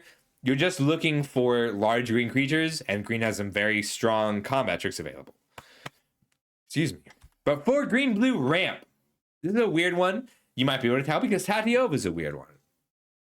Very generally, you need to prioritize your flexibility. So you need your cards that perform multiple roles and that are good at multiple times over the course of the game. The mechanics of the set, kicker and flashback, they are really good for this. Like your kicker creatures are important because when you're a ramp deck, if you flood your deck with 5 and 6 mana creatures, you'll die to the aggro decks. And if you flood your deck with 2 and 3 mana creatures, you're not going to have enough to do in the late game when you have all of these extra lands, when you have all this extra mana. So cards that provide flexibility to that are incredibly valuable. And we'll look at a few of them pretty early, like the Gnarlid Swarm. But like there's a 2-mana 2/2 that kicks to be a 5-mana 4/4. And there's cards that are cheap on the front end, but cost more to flashback. Those flexible pieces are the most important thing, especially if they fill out 2 things that you're missing. Thanks, 2 outs. I appreciate that. Next, we need survivability. That can be removal, but does not have to be. This is a set that has options for interactions besides removal. And you'll always need a little bit of removal, but you can substitute in some life gain. You can substitute in some strong blockers, and you can kind of build out your own survivability packages. Like there's a 2-mana 0/4 wall that dies into a treasure. That is a roadblock that is also ramp. Then you need your power, your big creatures. You don't need to worry too much about getting those cards. You have access to a lot of big creatures, and you're going to need to take a removal spell over a strong creature unless that creature is very strong most of the time. Because then you can, if you have to pick a slightly worse powerful creature, that's better than not having removal. Then you need your win condition. There's a lot of ways you can do this. So Tatiova, I would count that. Like, you can have a 5-mana 3/3 that generates enough cards that you're just playing out your value. You can use actual factual overrun. 5 mana, your creature gets +3/+3. You can dig for a bombs. You can splash your win condition. You have a lot of options as to how you're winning the game as the blue-green ramp deck. This is also the best deck for splashing. You can splash what you need to in this deck. You can splash double-picked cards in green-blue. We'll talk about why as we go through green. Figure out how many lands you want to play in a game. Not how many lands you want out, how many lands you want to play. Tatiova is the shining example of this. A 5-mana 3/3 that gains a life and draws a card is fine. A 5-mana 3/3 that gains 5 life, draws 5 cards is a game winner. If you have 3 Tatiovas, you're going to want to play more lands. And that can also be literal, like Llanowar Elves is in this set. Goldvein Pig is in this set. Literally, do you need the actual land cards to trigger landfall, or can you get away with playing 4 Llanowar Elves? Figure out what you should splash. This is a little more difficult. Like, yes, these colors are great at splashing, but you need to splash consciously. So Grow from the Ashes is and Bushwhacker both in the set. They go get basics. You don't get to just run 5 colors, right?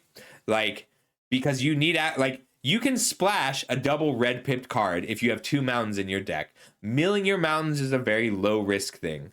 But your deck's not going to work if you have to run 2 mountains, a swamp, 2 plains, unless you are very specifically prepared for that. So you need to think about what you're missing in terms of removal, what you're missing in terms of power, and what you're missing in terms of winning the game in order to splash. But Green-Blue does let you be pretty greedy with that. All right, green-white counters. You need removal first. Green-white as a color pair is the worst at getting its removal. You might have to splash your burst lightnings. You are going to need to take combat tricks to make up for the lack of removal. I'm going to go ahead and add that to the end. I've been doing 4 for all of them. Removal, then you need protection for your creatures. That includes giant growth. Like, the way green-white counters plays a lot of the time is, okay, this is a really good example, Good Fortune Unicorn.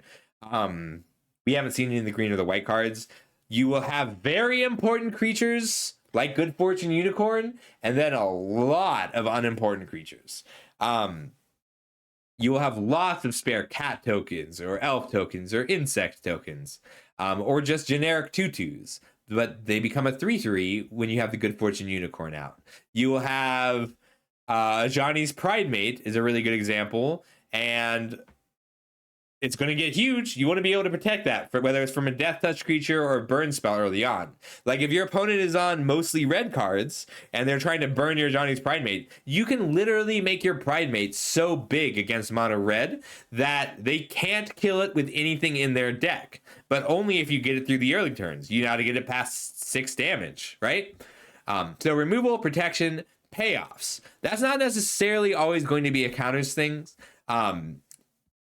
Like, you might need life gain payoffs, but you want the payoffs for counters after you have ways to protect your creatures and ways to kill things.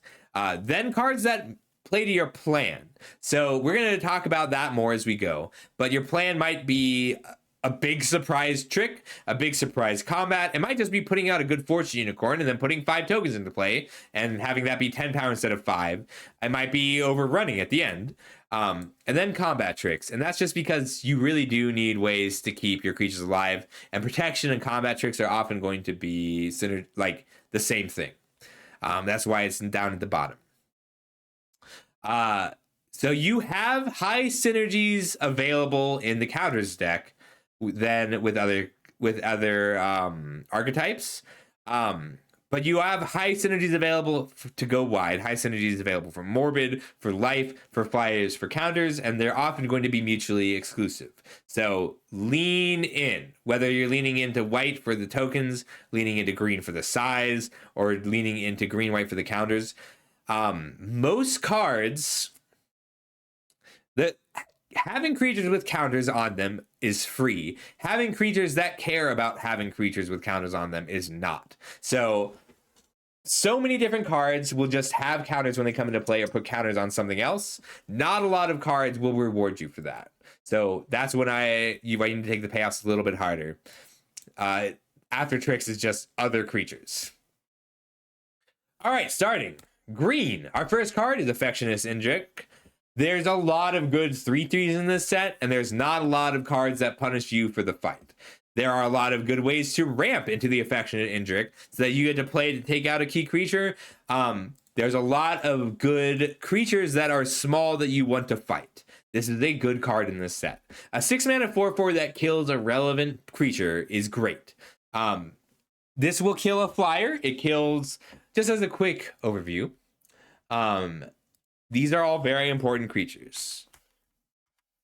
It doesn't kill the artist for free, but it kills every other. The only signpost uncommons that it doesn't kill for free, that it doesn't kill leaving a 4/4 behind, are Heroic Reinforcements and Perforating Artist. Every other card, which is a signpost for what your opponent will be thinking of as important, dies to the Indrik and leaves a 4/4 behind. That's good. It's also something that green has more recursion than usual. If you get to pick this up, you're happy.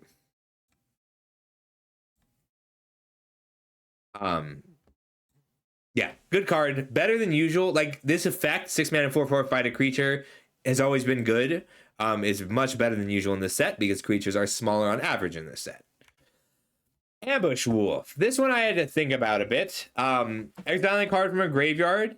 It's not often relevant, but when it's relevant, it's going to be incredibly relevant.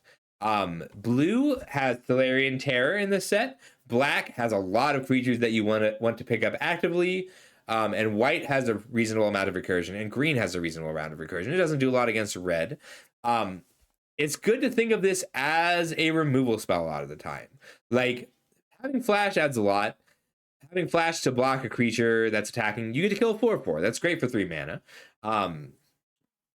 It's reasonable. It's a fine filler creature, and having 4 power for 3 mana is good.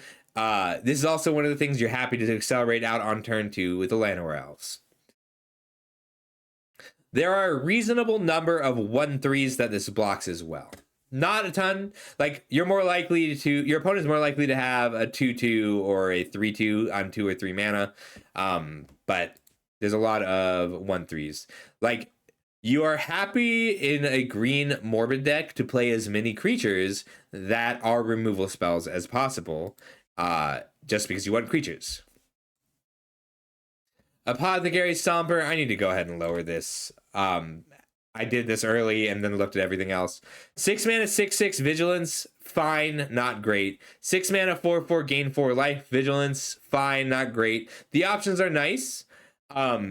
Accelerating this out is good. It's just not free, right? You don't get to make this. This is not a good card by default. This is a good card when you're ramping. This is a good card when you are getting stable. This is a good card when you care about life gain. But you need those things for it to be good. And playing a 6 mana 6/6 that dies to your opponent's hero's downfall feels bad. But targeting the creature is good. Being able to play 6 mana 4/4 that puts 2 counters on something, that's often going to be relevant. So it's just not a priority. Your 6 drops are good in this set. You'll play it happily. You won't pick it high. There we go. Ooh. All right. Beastkin Ranger, 3 mana 3/3, relevant typing. Elf is the one tribe that's relevant, even if it's only a little bit. This gets out of hand kind of fast. You're going to have... There's a few ways to make this huge. Like a 3 mana 3/3 with Trample just is good. It's just something you'll play in this set. A 3 mana 3/3 with Trample that attacks as a 5/3 fairly often in this set is really good. This is a good common. It's one of the better green commons. Bite Down. Bite at instant speed is good. It's just it's a little tougher in this set. Just because there's no 1 mana 1/1 death touch. There's no 2 mana death touch. There's a limited number of 3/1s. For the most part, this is just reasonable instant speed removal, which green is hurting for. If green didn't have... green does have removal in this set. If green had more removal, if white had more removal, if blue had more removal, this would be lower. But there's less competition. I think this is green's only good instant speed removal spell. It is not good against aggro decks. You need to be... You won't usually be able to kill something with this until turn 4 or 5, so just be aware. Blanchwood Armor, only good in mono green, very good in mono green. Don't play it if you're not mono green. Don't play it if you're green with some lands. Like, 3 mana to give a creature... A 3 mana aura that gives a creature +3/+3 is not good enough. This has to give +5/+5 or +3/+3 and grow over time for it to be good. Yeah. It's usually going to be a 2. I wouldn't play this with fewer than 14 forests in my deck. You could make an argument with the right deck for 10 forests. In a green-blue deck that's splashing some colors. But you need... When the only thing you're getting from a card is size, it needs to be a lot of size to make up for the fact that this is not worth a card when your opponent... Like, when your opponent has the bite down and kills a creature in response, it's just a 2-for-1. So yeah, I think it is really good in mono green, and I think mono green or nearly mono green is a thing. I think you can be an almost mono green deck in this set. Blanchwood Armor is one of the reasons for that. If I'm the only person who's green enough for Blanchwood Armor, I'll be very happy to take 3 of them. Okay, Grommet. If you just want to stay, I'm not ignoring you. I am only answering between slides. So if you only want to win, what is the color you're hoping to get most? I think the best deck, the deck I'm most excited to play, and I think the best deck in sealed is going to be green black splashing a color morbid, for whatever your rares are. In draft, it's probably the good red-white aggro deck, although I think the good red-white aggro deck is going to be prohibitively difficult to get. Like, if you can be a good red-white aggro deck, do it, but a good red-white aggro deck requires 3 copies of Burst Lightning and 2 Abrades, and you're fighting everyone for Burst Lightning. Like, maybe that's why it's not Shock, like, but yeah, red-white tokens, the good red-white tokens is so good. Green-black morbid is going to be much more attainable and sealed. Green-blue ramp with the ability to fetch some lands is going to be really good. Broken Wings, better than usual because there's a lot more flyers than usual. There's not a lot of artifacts that are good targets, but most decks will be playing either enchantments or flyers. So you will have targets. I'll play the first copy of this pretty happily. I'll be very happy to have access to it in the sideboard. The artifacts that you do want to hit are terrifying. There's only a few and they're rare. But your opponent will usually have flyers or a banishing light for this. It's not good. It's not your best removal, but like if I only have 1 bite down and 1, then I'll take a Broken Wings and I'll play it because there are things you have to kill. You really have to kill. So usually play near that ceiling of a 4. It has diminishing returns. It's great out of your board. Bushwhack. This might be the best green common. It's just so flexible. Yeah, like you're happy. The downside to a fight spell is that you have to have a creature in play, but being able to choose go get a basic land is great. And this goes back to what I said. You need to value your flexibility in green blue ramp. This is a very strong flexible spell. It gets you a land when you need it. It lets you fight when you need it. For only 1 mana. If you're drawing a lot of cards, you are happy to be able to interact for just 1 mana. If you are splashing, you're happy to be able to go get a land. If you have the ability to replace your 17th land with a Bushwhack, you should. If you have 5 Bushwhacks, don't replace 5 lands. You're assuming that some number of those lands will be fight spells. But like 5 Bushwhacks, I'll go down to 15 lands. As long as I am base green. They made it a common. Card's great. You should take it highly and often when you're green. Cackling Prowler. 4 mana, 4/3, Ward 2 is not great. It's fine. It trades down too often. If you get 1 counter on this card, it's good. That means that you have to either be somewhat aggressive, you're attacking, you can get that first morbid trigger, or actively good at enabling ward. So that makes this pretty good in red-green and pretty good in black-green. Pretty weak in blue-green, pretty weak in white-green, although it does... This is a 3 in blue-green. This is a 4 or a 5 in white-green. I'm going to go ahead and lower that ceiling to a 5. But in black-green, this is a 5, and in black-green, this is a 5. In red-green and white-green, this is a 4. In blue-green, this is a 3. There we go. Dwynen. Okay, this one I had to go back a few times. There are not very many elves in this set, but all of the elves in this set are good enough without Dwynen. So really quick. Type elf. These are all the elves in the set. We're not going to count the Archrude because it's a rare, or Lethril because it's a real rare, but Wardens of the Cycle, Elvish Regrower, we'll talk about that. Llanowar Elves, we'll talk about that. Dwynen's Elite, we'll talk about that. But Beastkin Ranger, Dwynen, Rexage, Llanowar Elves, Regrower, all the elves are good without Dwynen. That's what makes Dwynen good.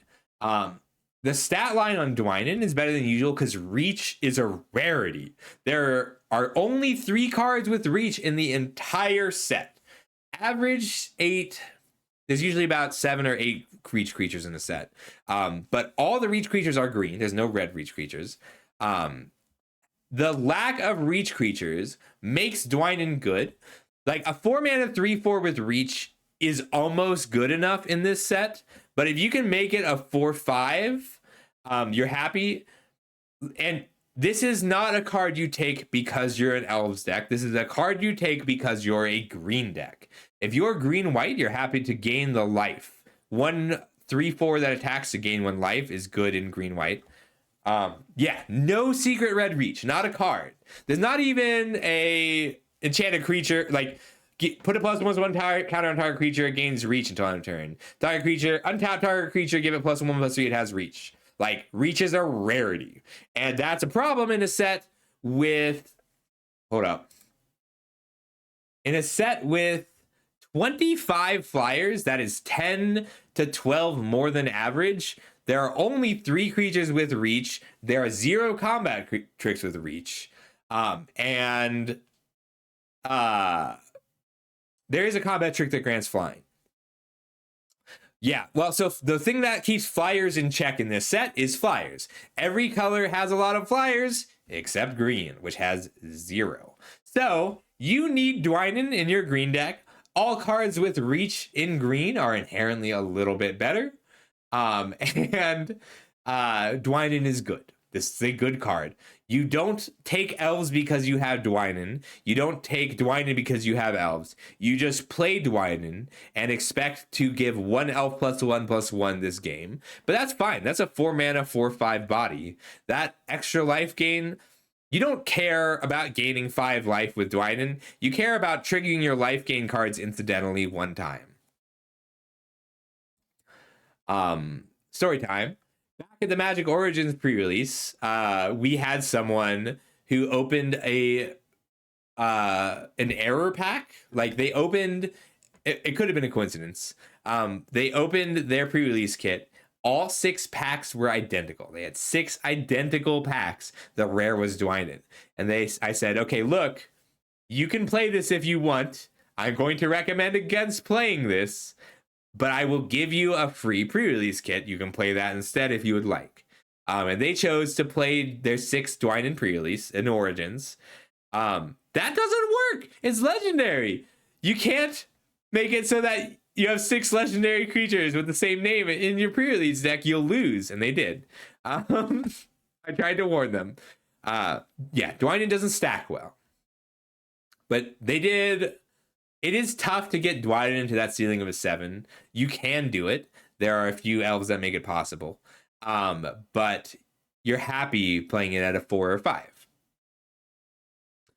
This is the card that makes Dwynen's Elite a 7. If you can, it's not improbable, not impossible, or even that difficult to get 4 of these. Dwynen's Elite is good in this set unless it's your only elf. Like, if you have 3 Dwynen's Elite as your 2-drops, you're okay sacrificing the first one to make the next 2 make 1/1 elves.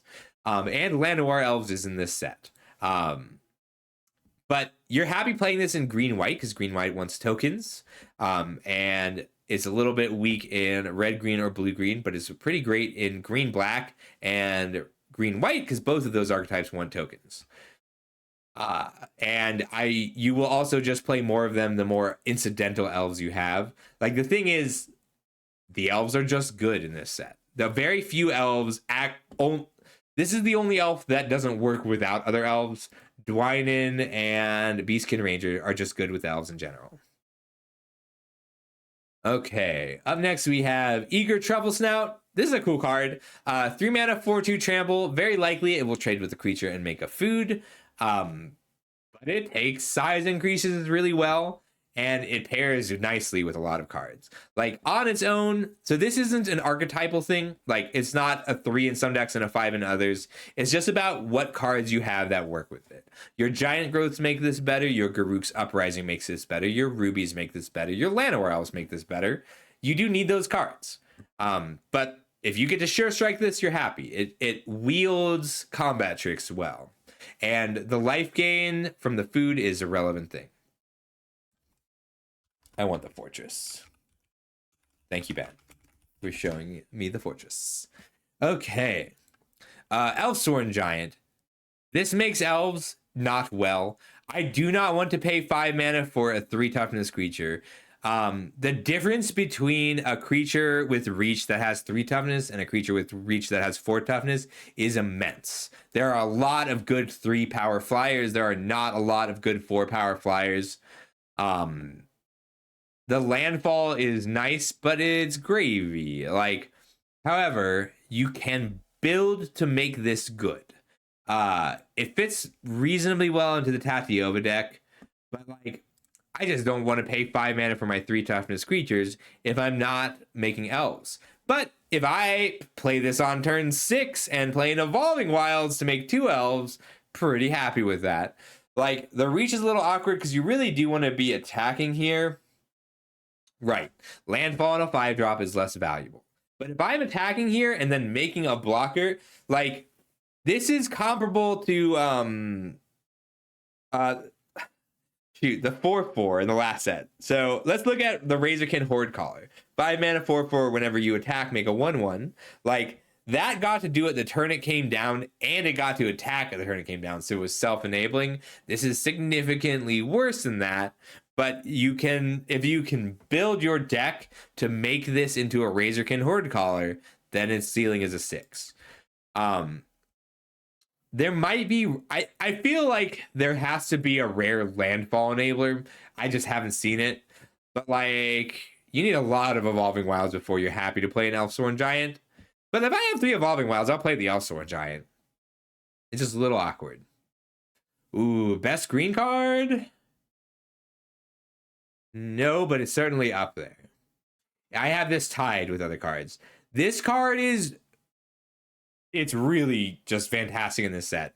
So there used to be a thing, the best thing you could do in a lot of older core sets was looping Gravediggers, right? 4 mana 2/2, return a creature from your graveyard to your hand. You block with your Gravedigger, you Gravedigger, pick up a Gravedigger. You block with your Gravedigger, you Gravedigger, pick up a Gravedigger. 2 Gravediggers is really good. That's why they stopped printing Gravedigger effects a common. But now we have the same thing on a 4/3. This is a 4/3. It picks itself up. 4/3 is a good body. There's no Scorching Dragonfire in this set, right? There's no 2 mana deal 3, exile the creature. Like, a Regrower picks up a Regrower. It is an elf. It picks up relevant things. It enables your Morbid. Every green deck wants this card. It's just really good. Like, the permanents you have access to are really good also.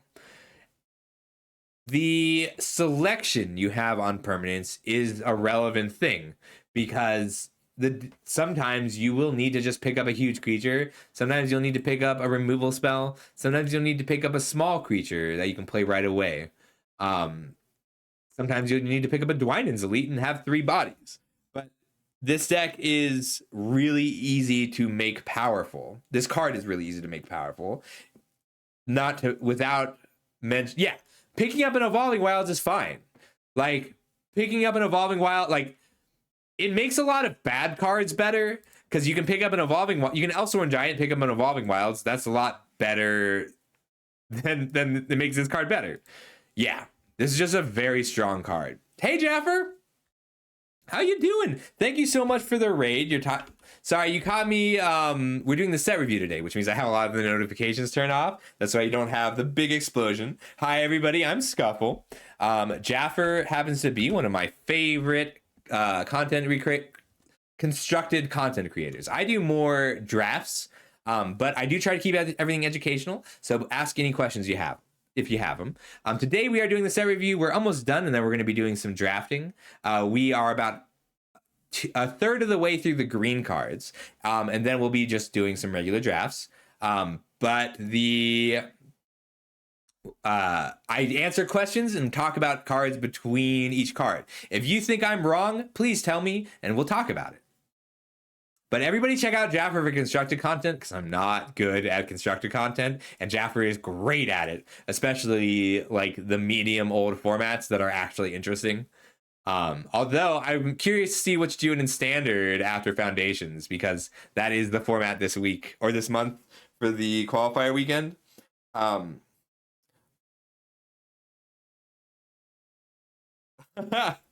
Yeah. Yeah. Foundations looks good. And also SNC and Duskmorn are both the draft sets right now. I think we're doing an SNC draft after this. Foundations looks great, by the way. And I don't look at rares. I only look at commons and uncommons.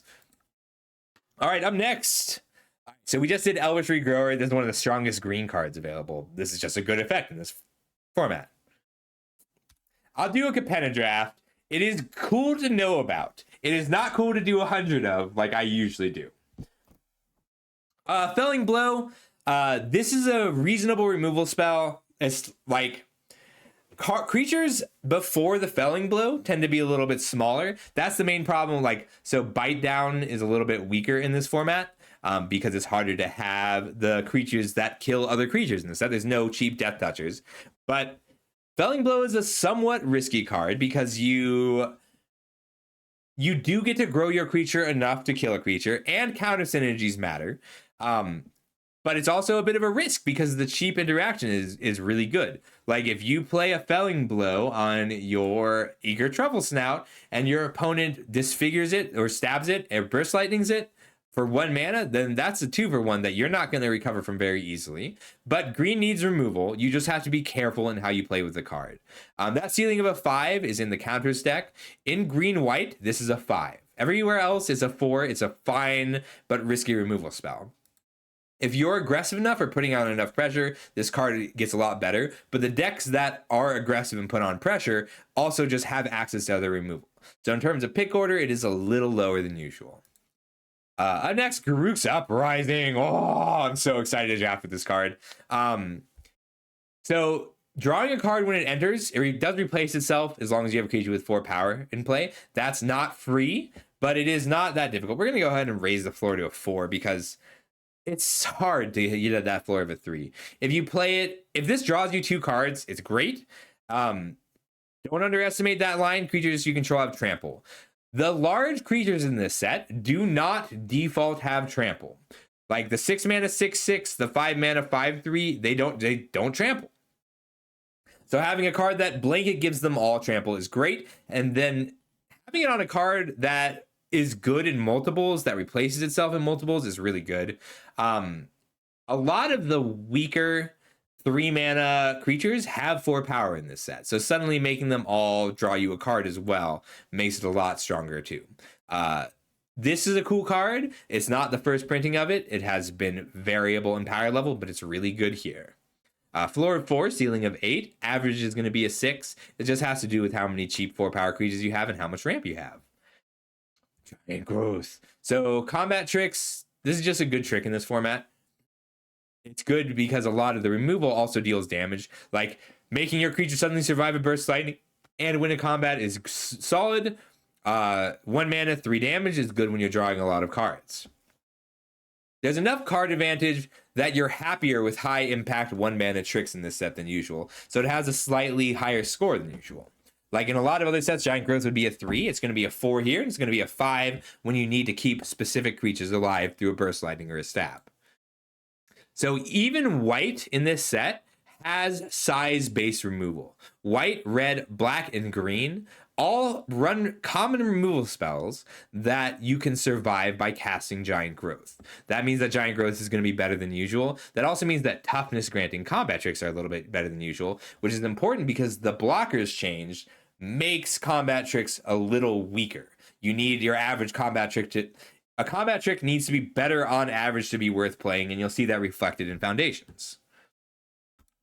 Gnarlid Colony. Card's just great at its floor. It's a 2 mana 2/2. It's 5 mana to be a 4/4. It's good because it's got counter synergies. It makes like we talked about how important it is to grant other things trample, especially when so many of your large creatures, the thing that makes them large is counters. This is a 6 mana 6/6 vigilance, not trample.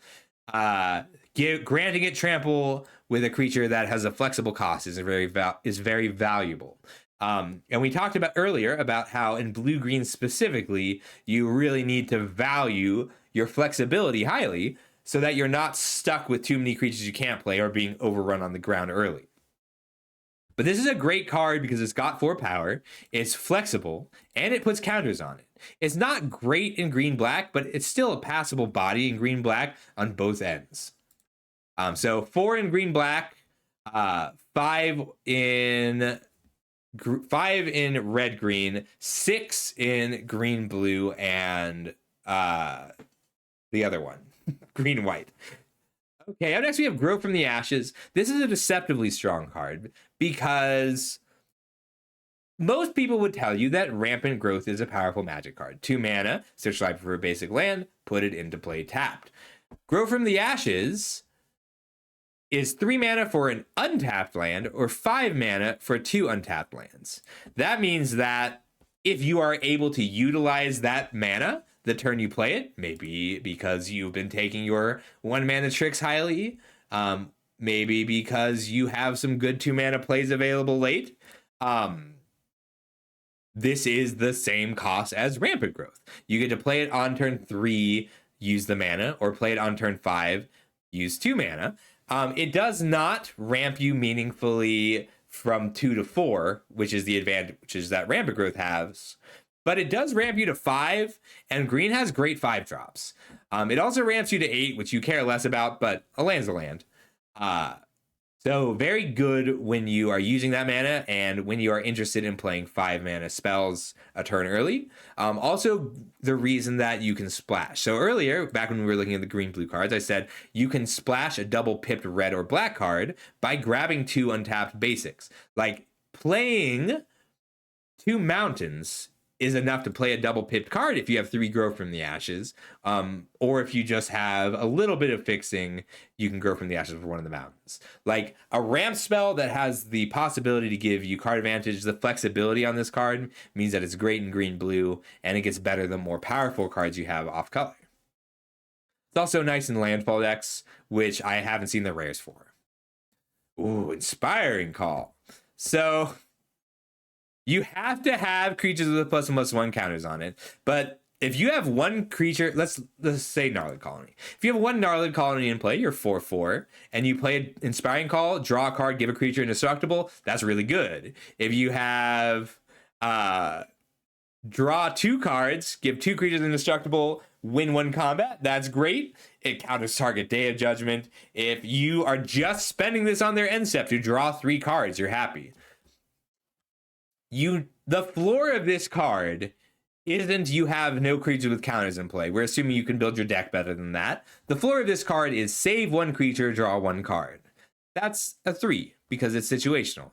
The more creatures you save, the more likely you are to win the game. It's not impossible to save 3 creatures, win a combat. It's not impossible to save 5 creatures, win a combat. If you play this with if you have 3 Gnarlid Colonies in play with counters on them, and your opponent plays Day of Judgment to destroy all creatures, and you get to save all its counter target Day of Judgment, draw 3 cards for 3 mana. The ceiling on Inspiring Call is absurd. The floor is not bad. You kind of have diminishing returns. This is the best payoff for being the counters deck specifically. This is an 8 in the counters deck.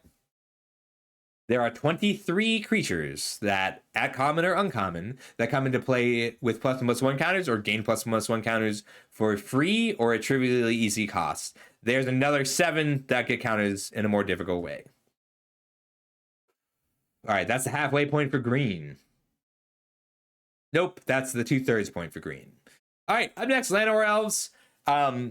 In general, Llanowar Elves is a card that's worth knowing how to evaluate in a given set. The things that you care about when evaluating Llanowar Elves: typing.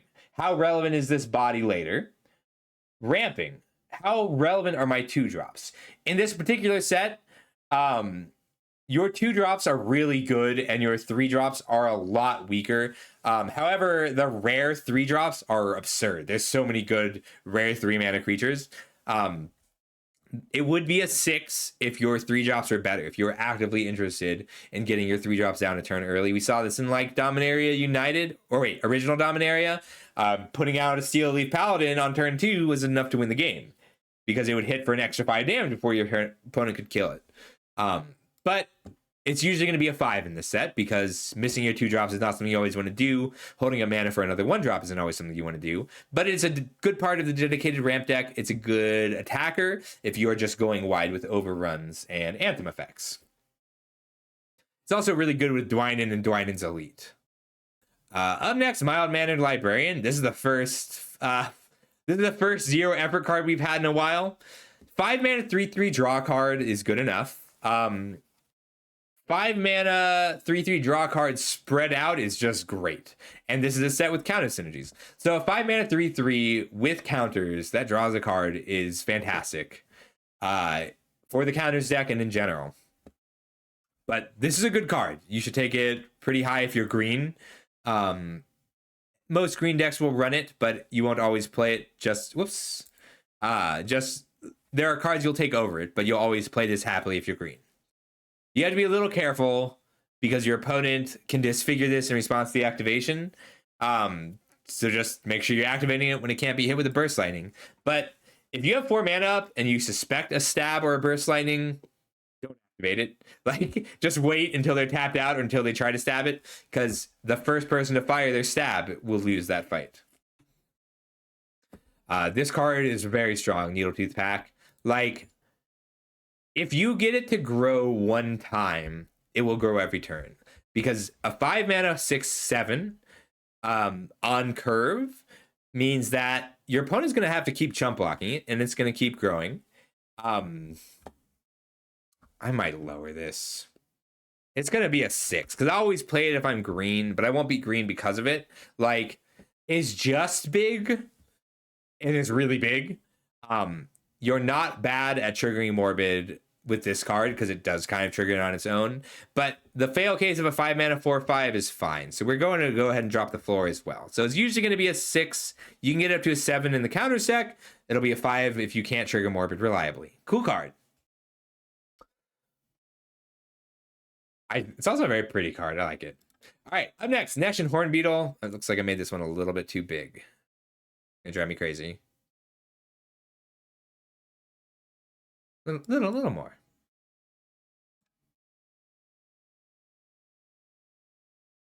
All right. 2 mana 2/2 is usually fine. You can play this as a 2 mana 2/2 even if it's not growing right away. And then next turn it'll be a 3/3 if there's a lot of good 4 power creatures for 3 mana. You're also pretty happy playing this late along with another creature. This is just a good card. Like, it gets counters in a pretty easy way, but it's not hard to get out of control. A 2 mana 2/2 that grows every turn just is fantastic. A 2 mana 2/2 that grows every turn, even if it kicks in a little bit later, is something that you're very happy to have. Just great with all green cards in general. Overrun, classic. Happy to see it back. The restrictive part of Overrun is green, green, green. But it's one of the oldest Magic strategies. You just play all your Llanowar Elves, and now suddenly they're massive threats. Math-wise, if you have 3 creatures in play, that's 9. It's 9 extra damage at its worst. But now all your 4/4 is also trample. Like, it's not... You can build... This is a build around. You will build around this card so that when you cast Overrun, you win the game. And you can first pick Overrun and then pick up cards that make it so that Overrun wins the game over time. Cool card. So, good call, Carl. Good question. Carl wants to know how many cards care about counters. There are... In terms of actual payoffs, there's really only 3. They're just really good. We'll talk about some of them when we go over white. But counters are their own payoff. Being bigger is a payoff. Like, Gnarled Colony gives all creatures with counter trample. That's useful, but it's really just gravy. Like, what's good about counters is that they make your creatures bigger. The one exception is Inspiring Call. There's an exception in white, and I know there's a few exceptions at rares. This card is why you play counters. Like, if you have a bunch of cards with counters, this card is going to feel absurd. But, like, we don't say... I know I keep bringing up the counters decks, but, like, This card isn't good because it's got counters. This card is good because it grows every turn. Overrun, build around, wins the game when you cast it. This is a cool one. This might be one of the higher ratings I've ever given a vanilla creature. It's just is that big. So like 10 is an important threshold, right? 10 power is an important threshold. This 6 mana 6/6 is a little bit weak. This 6 mana 12/8 is not. The 10 is an important threshold. That means that once we give you double strike or double your power is lethal in one shot. And at 12 power, if we're doubling your power and you have trample, that kills you through a blocker. It's not free. I'm going to go ahead and like you. This is about as high as I'll give a vanilla creature. 6 for a vanilla creature is abnormal. It is that big. Like, there's no fling in this set. At least not at common or uncommon. But this is a good card. I think fling is actually a special guest card. Overrunning 12/8 for 15 damage is great. Just having it with a Garruk's Uprising is great. Like, I love that they finally found a big enough vanilla creature for us. Very cool. At uncommon. You need to be putting on enough pressure that your opponent is at least running low on removal at this point. But red can't kill this. Red doesn't have a big enough burn spell to kill this. Black can kill it really easily. White can kill it with great difficulty. Up next, Rex Sage. When you're evaluating Rex Sage, Reclamation Sage, for your deck, it's not going to be about how often this hits. It's not a huge deal that this doesn't hit all the time. It's about what beats you. Being able to crack open a Banishing Light is great, or hit an opponent's important rares is great, but knowing that you lose because you can't, you're dealing with chump blockers, like if you know that your deck is all chump blockers and that's how you deal with giant creatures, it's important that you have an answer in your deck for the Uprising. And it's a valuable sideboard card for black decks in general, like even if you're not green, because being able to recur your disenchant creature with a Macabre Waltz will let you win games. That floor of a 2 is because you're not guaranteed to target. It's more about figuring out what beats you. If your opponent is on a white Banishing Light deck, then play your Reclamation Sages.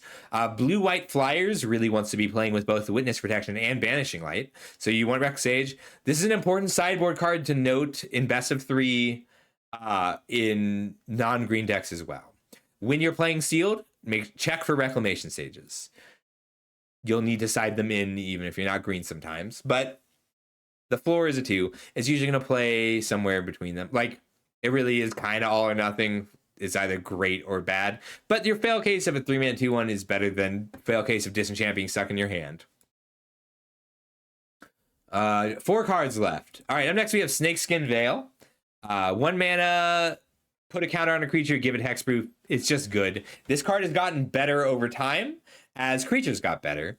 This is a set where being able to protect a key creature, in green specifically, is really valuable. Like, being able to keep this Wardens of the Cycle alive is worth 2 cards, because you get to stop your opponent's removal spell, that's 1 card, but you also get to draw a card with the Wardens. Keeping your Tatiova alive for an extra turn is worth the card. Keeping your Good Fortune Unicorn alive for an extra turn is worth the card, and there are cards that care about counters. The value of Snakeskin Veil goes up directly with the value of each of single creatures in your pool, in your deck. All right, this one's getting a revisit from me. I think this card might be kind of great. It's a 4-mana 1/4 with Death Touch and Reach. Reach is good in this set. Reach on a 4 toughness creature is good in this set and important. But what a mana sink! Like, you can only activate it as a sorcery, but divvying out counter to the extra mana is really cool. This is a good card in this set. Like, 4-mana 1/4s are tough when you're attacking, but Reach Death Touch on your 1/4 is great, and counters for on demand are great. Ooh, so Beard Broken says Veil was so good in OTJ and Kaldheim, but you can see directly the increase in value of Snakeskin Veil from Kaldheim to OTJ over the course of 1 year. 2 years? Over the course of 2 years. Very cool. And Royal Treatment in Wild Silver Drain was functionally the same thing. Wary Thespian. This is a good card. Wary Thespian is a 2-mana 3/1. The Surveilling Twice once. Surveilling Twice is almost worth a card. So like this is a 2-mana 1.6 for 1. Like it's a good card. Every single color has free 1/1 tokens to trade with it. So like it's weirdly a better defensive card than offensive card because of that. You would rather block your opponent's 2/2 or 3/3 than attack into your opponent's 1/1 free token. So that makes it a little weaker than usual. We might end up lowering this value, but like good 2-drops are valuable. Wildwood Scourge. So it's a classic Hydra. 1 mana XX.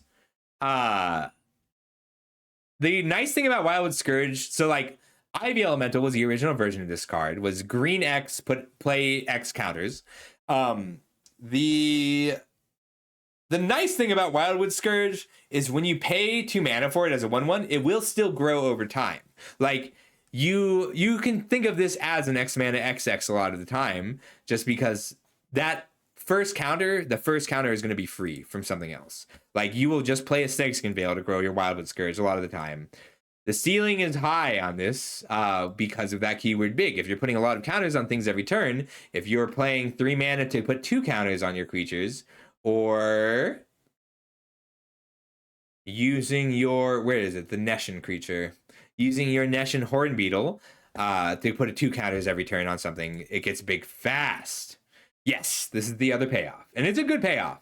The last one gives creatures with +1/+1 counters first strike. That thing is crazy good. Right. Cool. One sec. I want to see the other spiders real quick. Spinner of Souls. Whenever another non-token creature you control dies, you may reveal cards on the top of your library until you reveal a creature card. Put it into your hand. That's awesome. That's a good reach card. Let's check rares with the reach too. Oh, that's it. Sorry. We have finished all of the set review. There's only 2 creatures with reach in booster packs. So it raises it up to 5, and one of them is Sire of the 7 Death. I like that this is keyword tall. Nothing crazy. It doesn't use the trees. It just is tall.